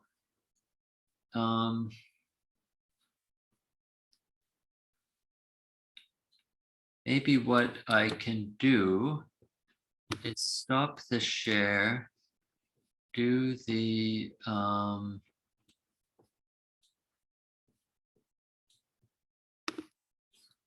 whiteboard, and then we can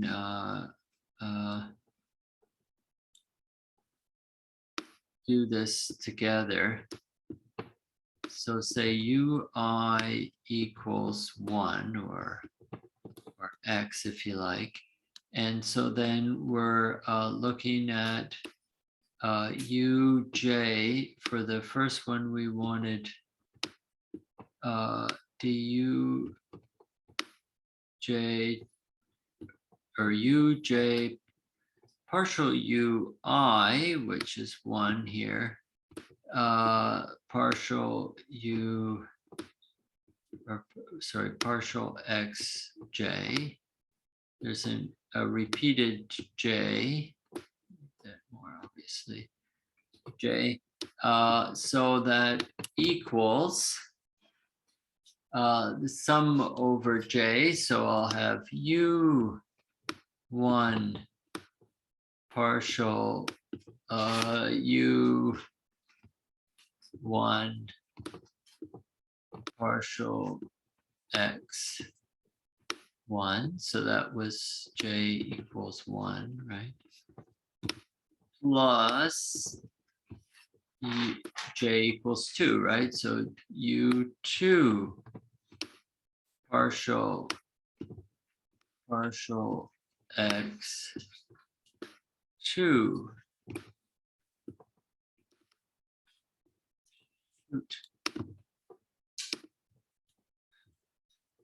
Shoot means like, well, I think you can guess what it means.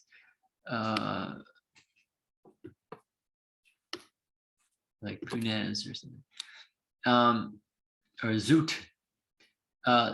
So these indices have to be the same, right? Just like the J is the same as the J there, and we fixed I. I think I'm going to add the third. Remember I said that it's a sum of 3 terms because we're in 3-dimensional space here. So we have U3 partial X3 again multiplied by U1 because I is the free index. And we could repeat all that for or sorry, I equals 2, and what we would do is replace these ones here with 2. These ones would stay the same, 2 would stay the same, the 3s would stay the same. But wherever there was an I, we'd have to change it from 1 to 2. I'm going to stop there. I want you to continue that on your own. And how do I, excuse me, I'm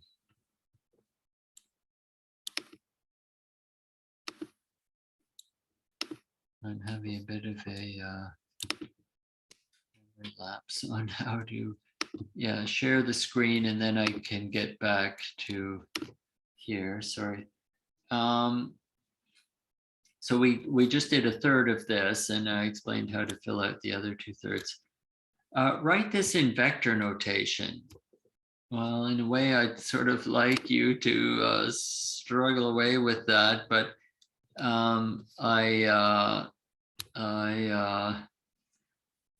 but that's going to be, frankly, that's going to be tough, right? There's a way to do it. We're trying to write down this advective term, right? Partial xj of ui. Well, the answer is a vector.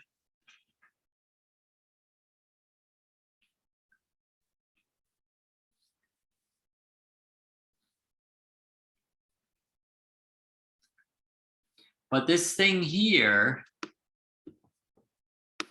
is a tensor. So I said use brackets. You don't want to put your brackets there because that's not going to help, because then we're putting them around the tensor. So that didn't help. What if we did partial xj?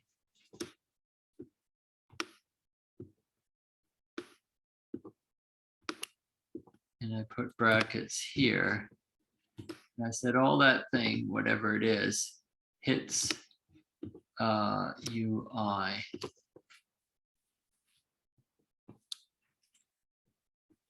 Well, this thing, partial xj, if you can read that, is the gradient operator, right? And this uj, well, that's a velocity vector, and it's the dot product between them. So I can write, this is good that I do this with you, because I think this is the sort of thing that's a lot easier for me to just do than to. It would be instructive for you to think about this, but it would potentially be time consuming if you got obsessed with it and really wanted to get to the bottom of it, and if you weren't fortunate enough that it came to you quickly, you could spend a lot of time on it. So let me just point you to the answer. Put your brackets here, then you've got a vector and a gradient vector here, or another vector, which is the gradient, and it's the dot product between them, right? Because it's the same index j, and we're summing over that j. So that's u dot del. And I don't need this bracket. I'm just to be continuing here of u, and that's just the velocity ui. So in vector notation, that's u. So there you have it. There is the answer in vector notation, using parentheses and getting around the fact that in vector notation I don't have rank 2 tensors, and but I had a rank 2 tensor here, So what do? Well, I notice that I'm taking, I'm afraid to use terminology that I'm haven't taught you yet, but this is a type of inner product here. And it reduces this thing, this rank 2 tensor times a vector to down to a rank 1 tensor or a vector. So I'm exploiting that fact here and to avoid the rank 2 tensor. Okay, so there's the answer, and you don't have that in the notes. And well, now I think this is appearing in the lecture. I'm not 100% sure of that because I've never done this before. So I think what I'm going to do is click on this little save button and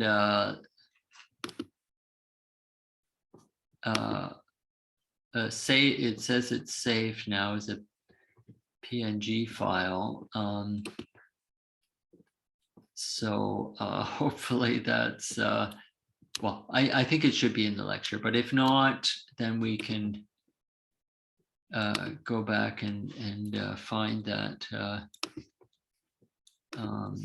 that file, the PNG file that I'm having trouble with my button. It's not responding, so I'm clicking multiple times to get it to do the action. Okay, an animeter measures the wind speed S on top of the tower. The wind vane gives the direction. Consider an inertial reference frame in the tower. OX is eastward, OY is northward direction. Write expressions for UX and UY in terms of S and theta.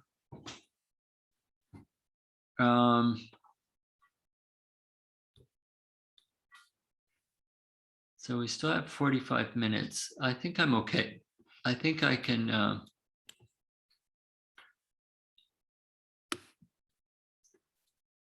do this here.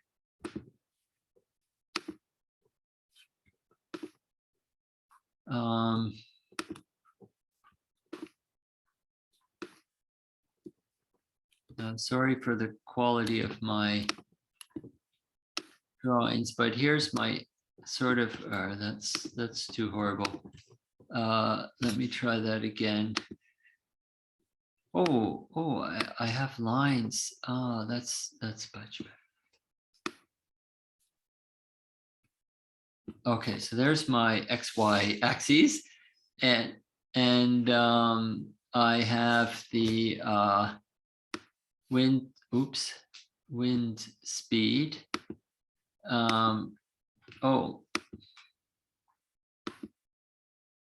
Which is some vector, and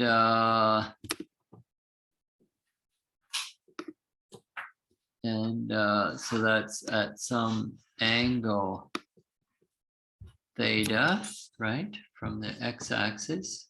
It's my x-axis, my y-axis, which is northward. Remember, this was eastward. We're looking down like the bird along the z-axis. And this is the length of this vector is s, and it's at an angle theta from eastward. And so the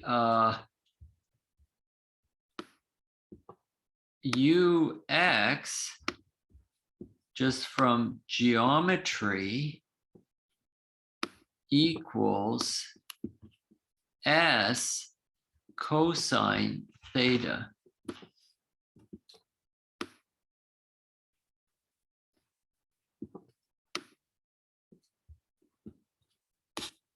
Right? Sorry, that's not. And the y component here is uy equals s.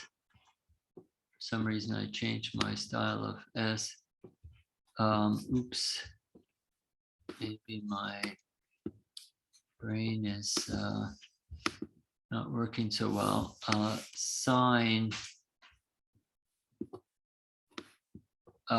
theta, right? S sine theta, the vertical component here. Okay. Oh, just for good measure, I'll save that and then I'll clear it. And then I'll remind myself of what the next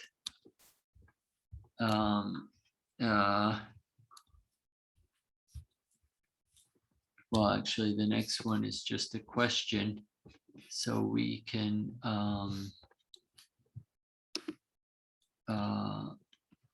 go back and just answer it verbally. The next part of the exercise is they show, or we see a plot of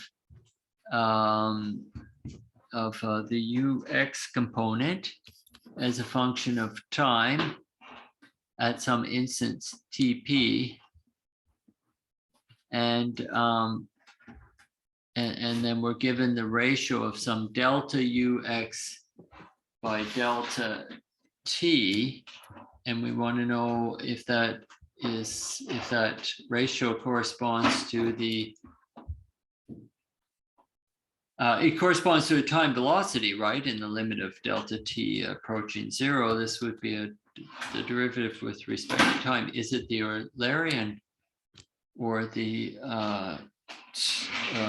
Lagrangian time velocity? So here's my slope. The straight line is tangent at this point P to this curve here, which is the time series. This is the time axis of the wind velocity, and this is the UX. So then the eastward velocity component is first increasing, then decreasing, then increasing again as time goes on. And at this point, it has a tangent line like that, and the rise over the run, the delta UX, so the change in UX here over this time period delta T, centered on the time TP, has the two values here. And if I take the ratio, this divided by that, then that's an acceleration, right? It's a time derivative of this velocity component. But which one is it? It's the Eulerian one, because we have a fixed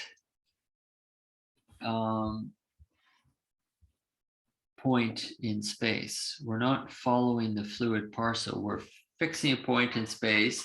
We have a weather vane, right? It's fixed on top of a tower, and it's just observing the orientation and the wind speed. So that's an Eulerian time derivative. If this were measuring, this is for a component of velocity, it could have been measuring temperature, and then these plots of time series would be temperature versus time at that point on the tower. And so then this derivative constructed in this way would be the Eulerian time derivative of temperature.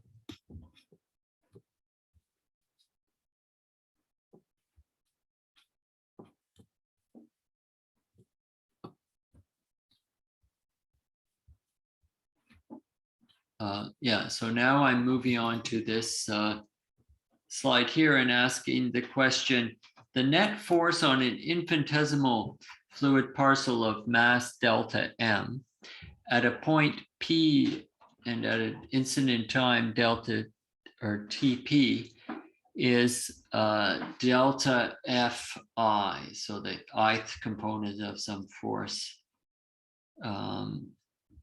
By Newton's second law, the acceleration of a fluid parcel, let's call it A for acceleration, and put an index I, so it's a vector in tensor notation with 3 components, is Newton's second law, right? So it's the force in the ith direction divided by the mass.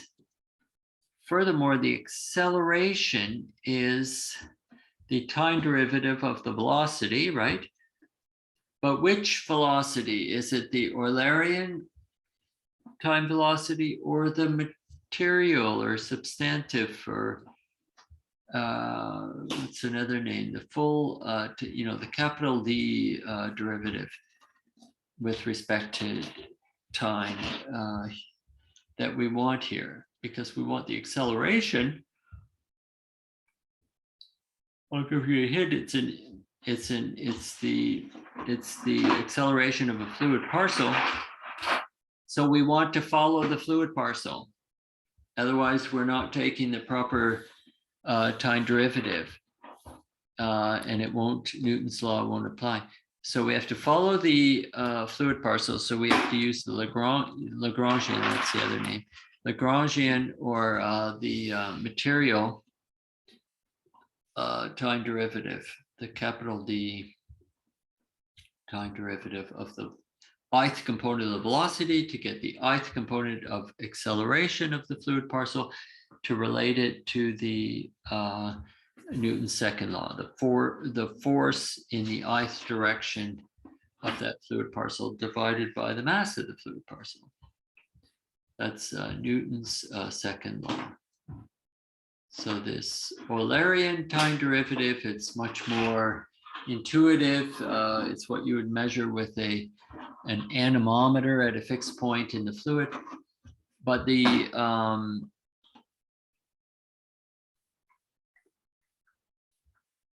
but that's not the one that applies to Newton's law. It's the substantial, or substantive, I think is the correct English, or the material velocity derivative. I just thought of another way to express it physically. If you prefer thinking physically rather than with these equations, the acceleration that we want to measure, or to use in the Newton's second law, is the one that you would measure if you could somehow make an accelerometer so light and unobtrusive that you could insert it in the flow and have it flow along with the test particle. Now, I've worked with accelerometers. They're big, heavy things, right? They're not massless, but if, just conceptually, if we could imagine, some nanotechnology accelerometer measuring acceleration, if we could insert that and attach it to a test particle, and then it would follow the flow and measure the acceleration of the fluid parcel of the test particle, which is part of the fluid parcel, and it would give us the material time derivative. That's the acceleration we want to apply Newton's second law. Okay, so we're making headway here. We've got through the tough stuff, and now we can we're working our way up to the Navier-Stokes equations, and we're almost there. We need a few more things here. We need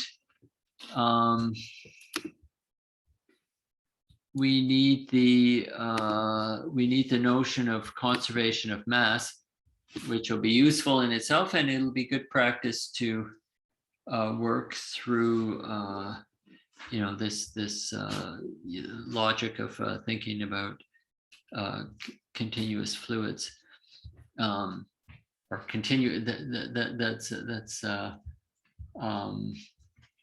that's a redundancy, right? I mean, fluids are continuous. I'm just emphasizing it. Conservation of mass. Consider a closed surface A relative to our inertial reference frame that encloses some volume.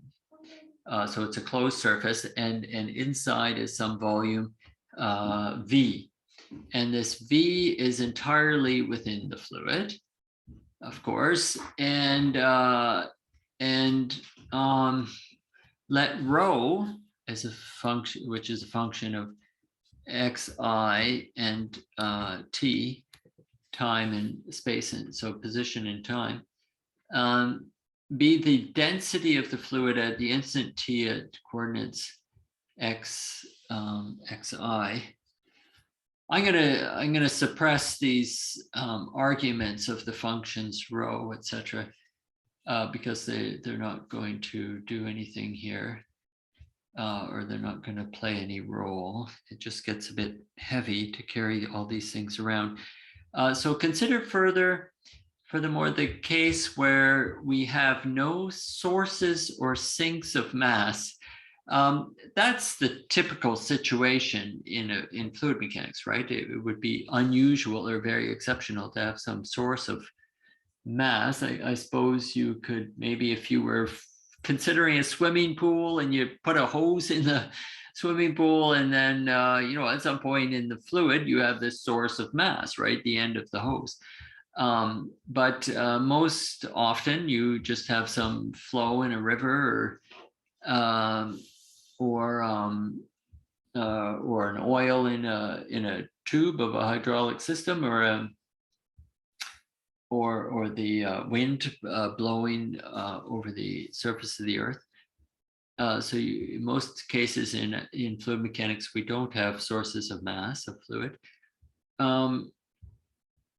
The mass of the fluid enclosed by the surface A is the integral over the volume dV of the mass per unit volume, right? I can say this again for those of you for whom it's been a few years since you've thought about this stuff.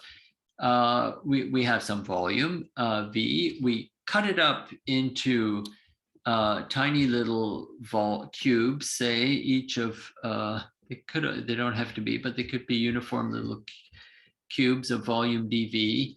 And then each little cube will be positioned somewhere different in this total volume V, so that the density of each particular little volume dV might vary. But then we sum them all up. And this sign is, the integral sign is that we're taking the limit of the cube's length going to 0, so that this becomes a precise calculation of the mass within the volume V.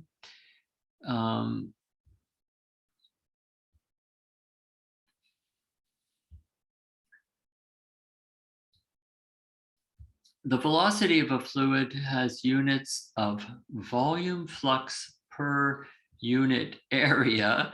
Now I realize that sounds a bit weird, so we can just go a little bit slowly here.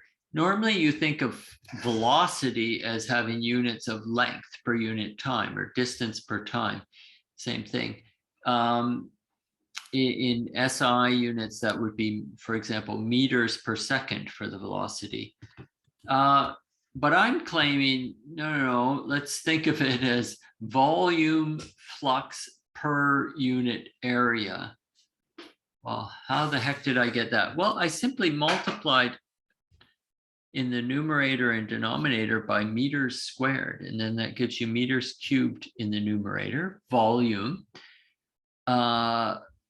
flux, so it's a volume per unit time, seconds in the SI units, per meter squared, right? So it's a bit funny, but once you get used to this, it's very useful to think of velocity either as velocity, distance per time, or as volume flux, meters cubed per second per meter squared. This is so important and so useful to have this intuition that I'm going to show you a little picture of this. Actually, I think you'll believe me with this argument here. So maybe I can save a little bit of time and just go through this a bit, or not go through all of this actually, because so consider a straight tube of cross-sectional area dA filled with a homogeneous fluid moving uniformly at velocity u along the axis of the tube. See figure 5. If you're like me, these words don't mean anything until you see the picture, and then I have to go back and read the words again after I've looked at the picture. So let's do that together. I have some tube here. We're just looking at it in 2 dimensions. There's a third dimension in perpendicular to the page that we can't see. The cross section here doesn't matter. It could be circular, it could be a square tube, it doesn't matter. But its cross-sectional area is D or delta A. The normal, we can't see the shape because its normal is along the x-axis here. So that's the, I think I'm going to use the fact that that's the, no, I'm not actually. So this could be any direction, but whatever direction it is, that's the normal. N, typical vector for the normal. And the key thing is that normal is to the of this area here. We just see a line because it's got the third dimension is in the perpendicular to the page or the screen. But this n is parallel to the velocity vector, which is along the axis of the tube. And we're at some point P in this fluid. In fact, this fluid fills the whole tube here, but I've colored in some of it in blue, which I'm going to explain now. I want to consider the amount of fluid that has passed this line. It's actually a surface, right? Because it has the third dimension perpendicular to the page. And I want to consider the volume that passed this surface, the dashed line at P, in some time period delta T, right? So the fluid flows along the axis of the tube. Let's go back here because there's some key words that I said. It was uniform.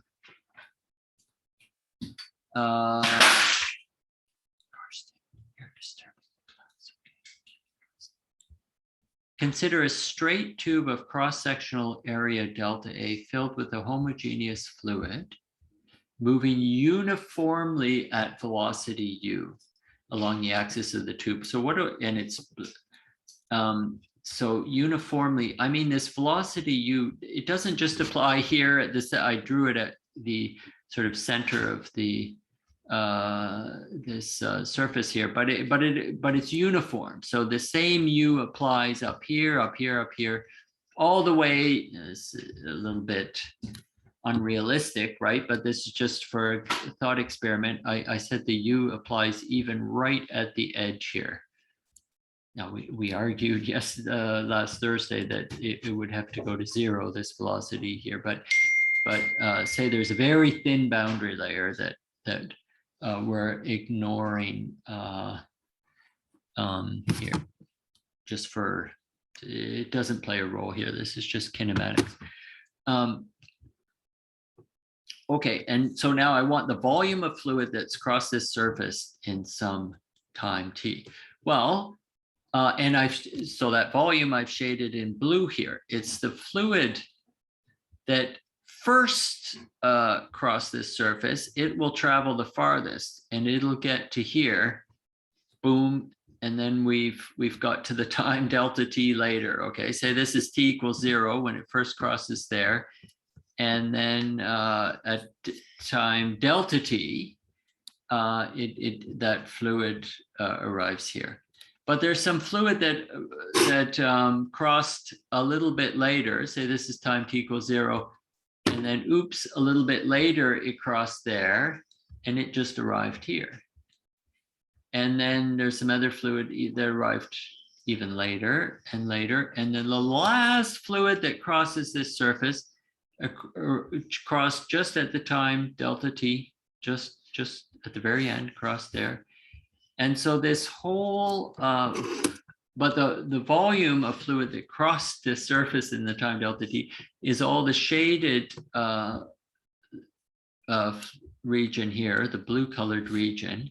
And so now let's calculate its volume. So its volume is this length here, which is the velocity times the time, the full time period here, delta t, which gives us a length delta L.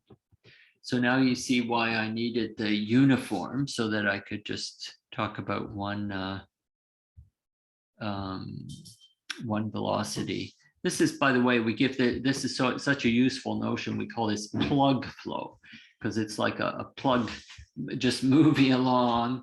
There's no profile to it, or just a flat surface moving uniformly along here. And so that's the length of this plug of fluid.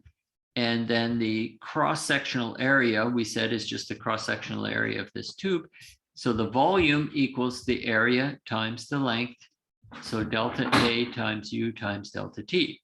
Now we wanted the volume flux. So we want the per unit area. So we want this volume. I think I've written this out here. Darn, where did I write it? Here it is. The volume of the fluid is, as I said, that, so that the flow rate per unit area, it's a rate, so it's volume delta V divided by time delta T per unit area, so we divide by delta A. But if you do all that, what do you get? You just get U, the velocity, right? Because here's volume. Is delta A, U, delta T, divide by delta T, divide by delta A, and you're just left with U. So U has the notion or the concept of a volume flux per unit area per unit time. And well, let me speed up a little bit and just say, I did this for the case where the velocity here was parallel to the normal of the surface. If you consider the case where there's some angle here between the velocity vector and the normal, so I'm considering this across this surface per unit area, then you have to take the cosine of this angle. It's the same formula, but then you have a cosine theta term in there.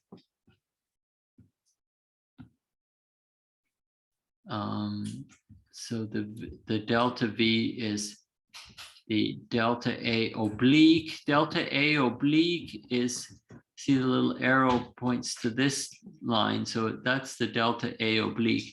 Now that's just a line, right? But you have to take into account that there's some third dimension perpendicular to the page or the screen to give you an area with normal in this direction. And we want the flux per unit time, per unit area oblique here. And so it's dV is delta A oblique cosine theta U delta T. So we divide by delta A oblique divided by delta T to get the flux per unit area per unit time. And it's cosine theta U. Okay, so so that there's a cosine theta that intervenes. So in other words, this formula here applies when it's the velocity is parallel to the normal of the area. So it's crossing perpendicular.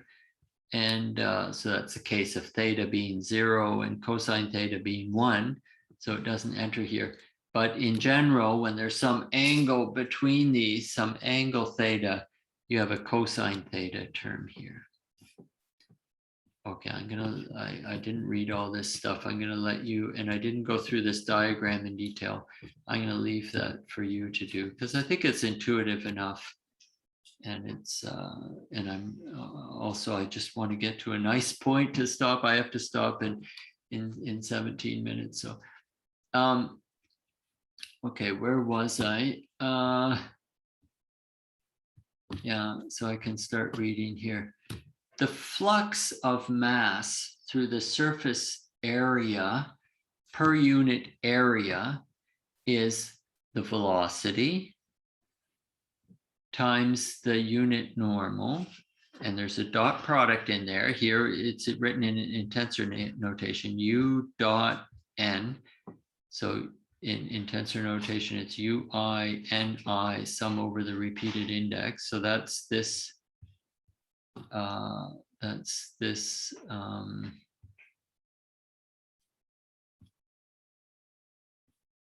That's this term here. U dot N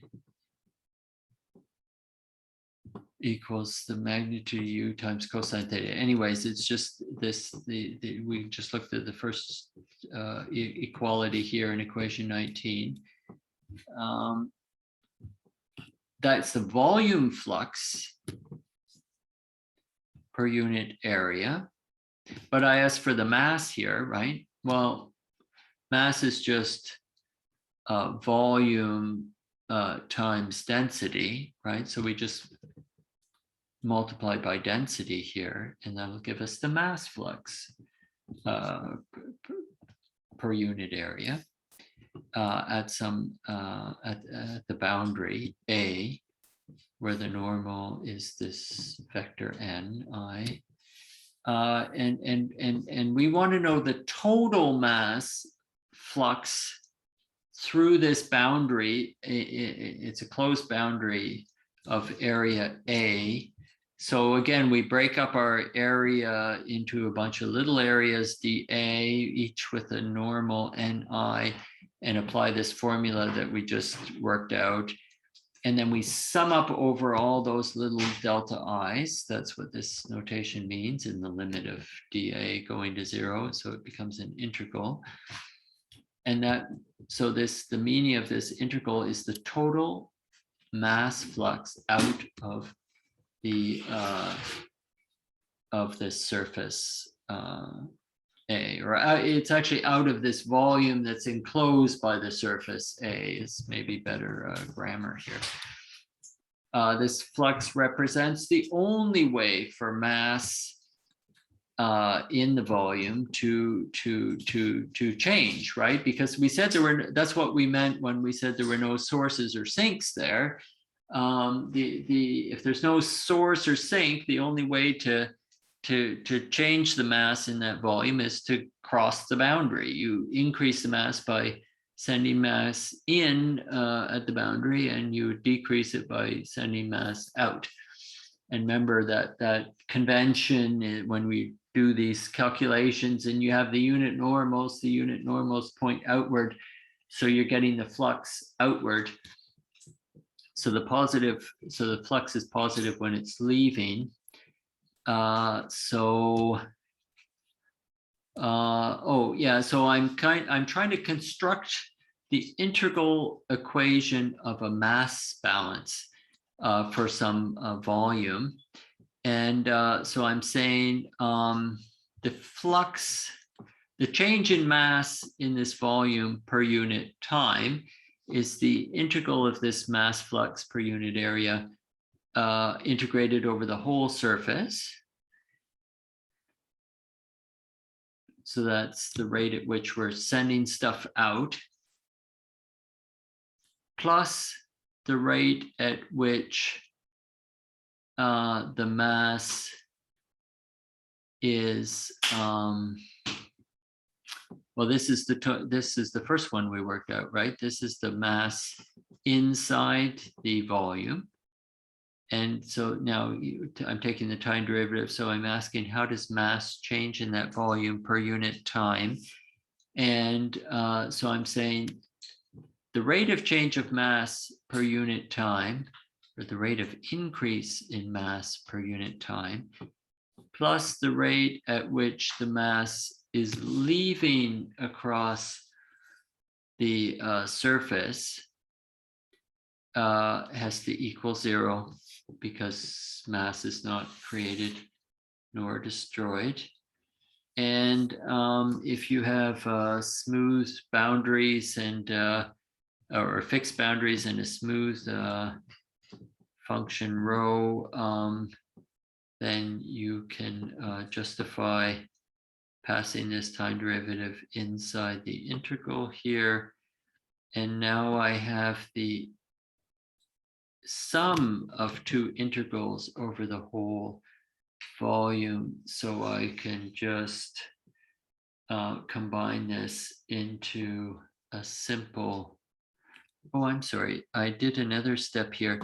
I changed this area integral to a volume integral, and I again used that Gauss's theorem that we saw earlier today.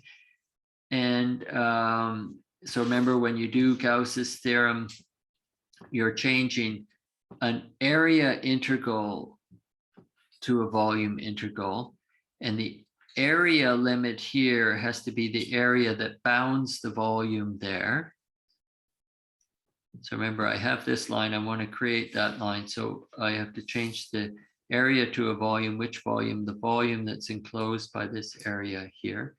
This was an element of area at the surface, it becomes an element of volume here. I am changing a vector times a normal, which normal? The normal to the surface there, into a derivative of the same vector there, as you see here. And it's the spatial derivative of this vector, which spatial component? The xi has to correspond with the I here, the normal vector, the component of the normal vector.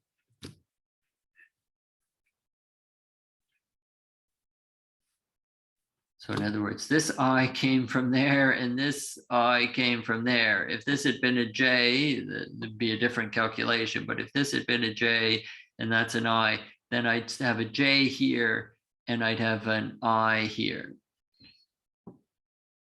Okay, I hope that's clear.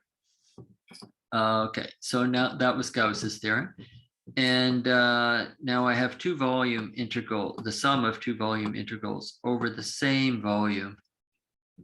Same volume here, same dV there, so I can combine that into one. So I just simplified it.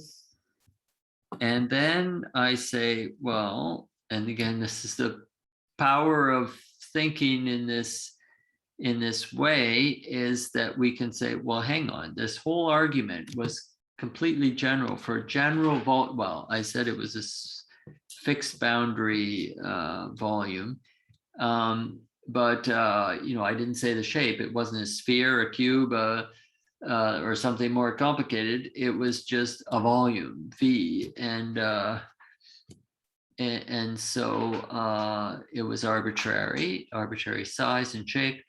And so there's you know, through some mathematical result, we have that when this integral equals 0 for arbitrary volume V, the only way that can occur is for the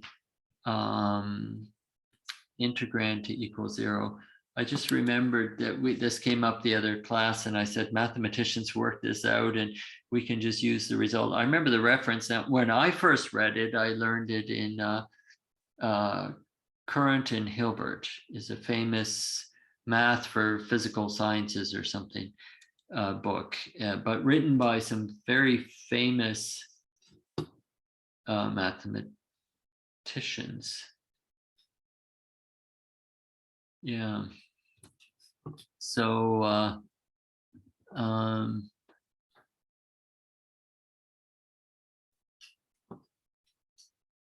think it's Richard Current.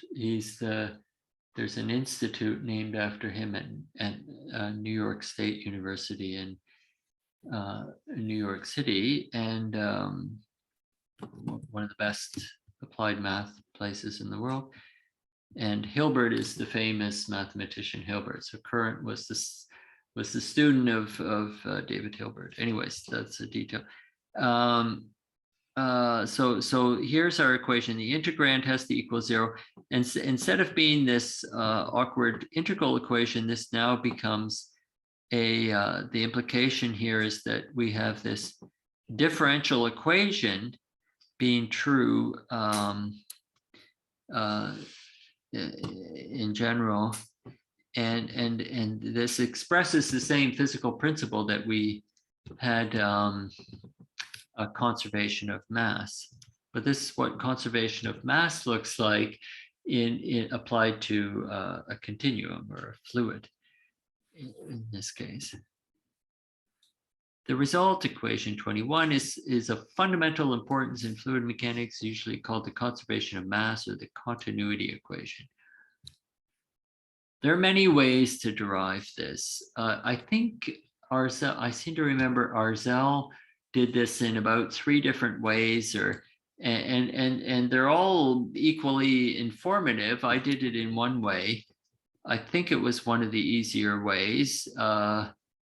I hope it gives a physical feeling for what's going on, and it also uses these techniques that we're developing that we're going to use later on to get, for instance, Betz's theorem, which is of fundamental importance. As I say, it's according to Jean-Yves, it's the most important thing we need from this. It's the regarding the theoretical efficiency limit of a turbine. Okay. I'm sorry,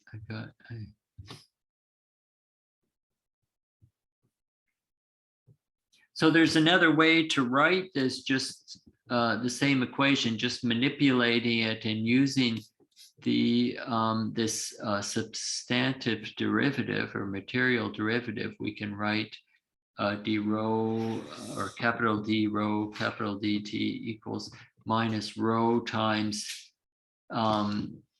well, this is partial ui partial xi is the divergence of the velocity field.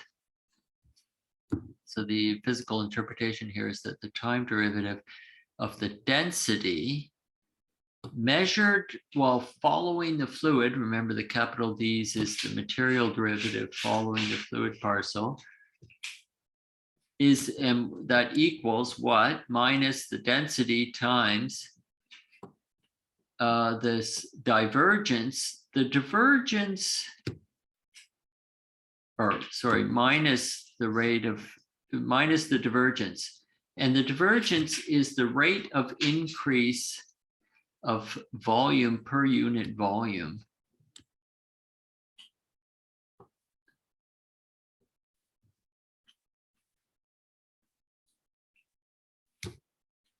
Okay, we're rapidly running out of time here. I'm wondering how far can I get? I'm not going to get through all this stuff.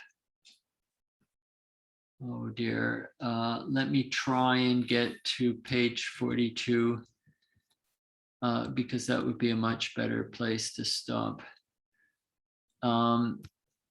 It's either that or not try. How about I'll try it. If it doesn't work, then we'll come back to it on Wednesday. Okay, incompressibility. This course about incompressible fluid mechanics. This means that to, you know, at least approximately so the volume of fluid parcels doesn't change with time. That mathematically what this means is that the divergence, this quantity here, equals 0, or we're setting it equal to 0 because it's negligibly small. And so when does that apply? And how would we know?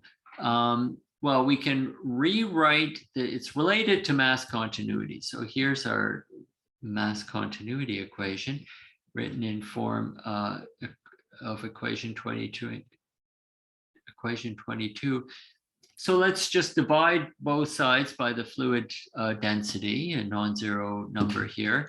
And then we have this minus divergence, which I say physically, you have to take my word for it here, but physically this represents the rate of change of volume per unit volume, right? That's the physical meaning of this divergence.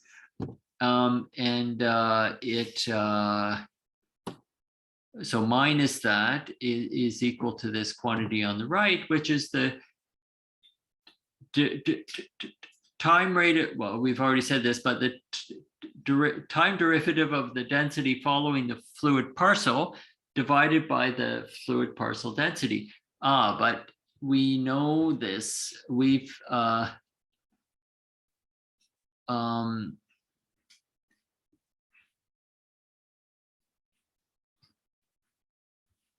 we said this at the start of the class, right? That this was equal to, just in terms of order of magnitude. Yeah, I think I can do this in a quick way, and then we'll have to come back to it. Because this delta rho over rho, where delta rho is now a typical variation in the density,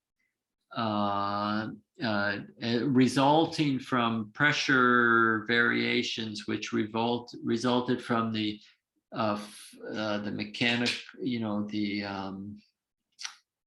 the mechanical motion of the fluid parcels. We said that earlier. This is of the order of the Mach number squared divided by 2. But that is the left-hand side of this equation here. And now what's the right-hand side of this equation? 24. Let's think in terms of just order of magnitude. What should this be? Well, these are velocities components divided by position, so or distance. So that should have the order, each term in here should have the order of, well, of one of the terms, you would think, right? There's a little trick here. It should be of order u, the velocity. Any component of velocity has a velocity scale, which I want to give just one number to, the velocity scale of the flow, divided by the length scale of the flow. This is, in a sense, what we mean by the length scale. It's the length over which, when you change, the quantities can change by order 1. So in some sense, this is a definition of the length scale, given that we have a definition of the velocity scale. And so the terms in this divergence here it is written out explicitly, the 3 terms, where v is uy, if you like, and w is uz. It's the velocity component in the z direction and the y direction. And I'm just using little u for the velocity component in x direction.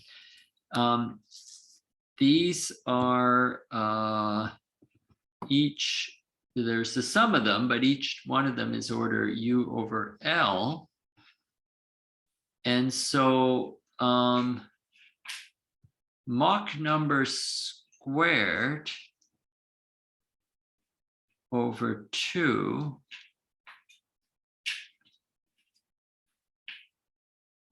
should be of order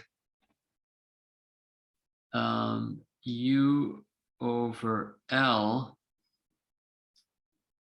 There's an L over u here, which came from, let me just remind myself, Oh, because I have a d by dt here, which is a time scale.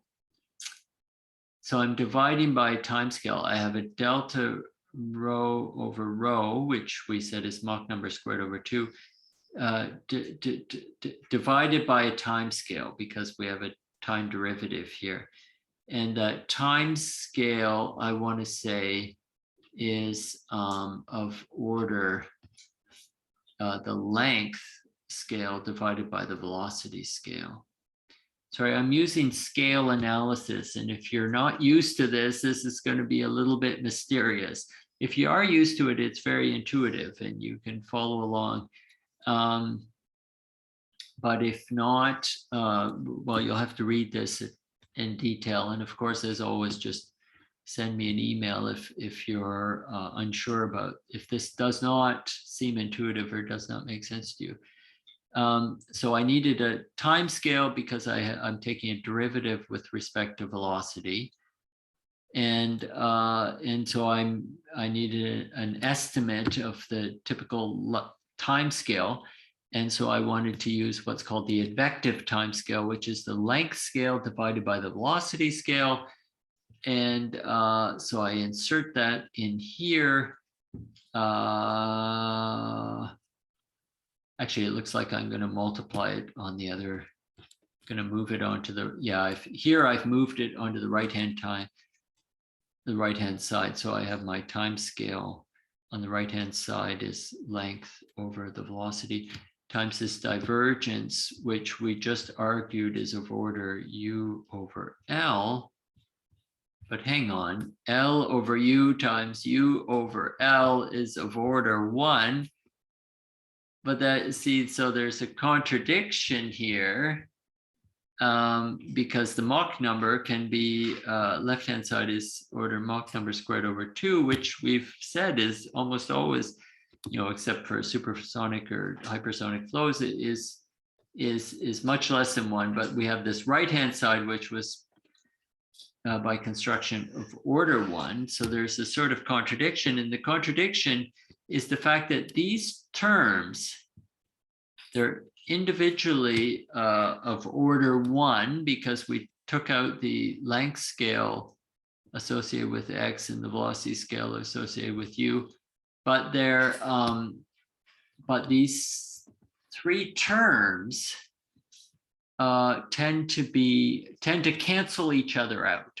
That's the key concept here that I'm trying to convince you of, is that these velocity terms tend to cancel each other out.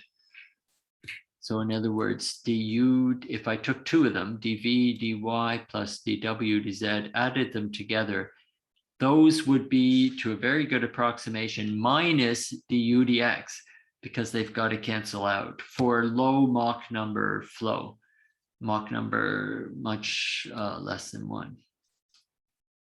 So these low Mach number flows become divergentless. They have negligible divergence.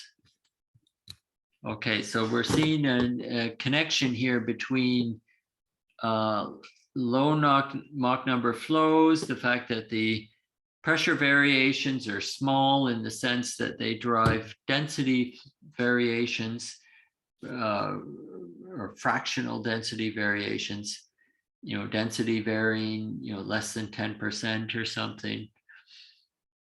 This is associated with or goes along with the fact that through this continuity equation, we can also conclude, therefore, that the velocity has to be almost divergentless.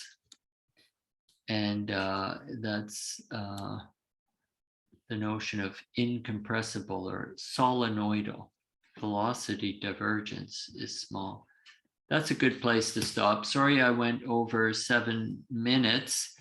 Let's pick this up again Wednesday.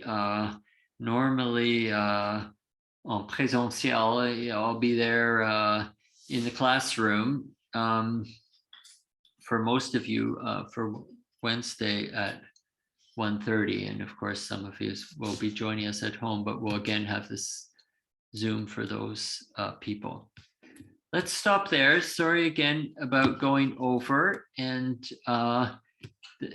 sorry for not being present for those of you who are here in Brest. Yeah, there was a last minute emergency, and my kids didn't have a babysitter. Okay, so but don't hesitate to call me or contact me with via email. Well, I'm glad to take questions at any time via email. Okay, see you Wednesday.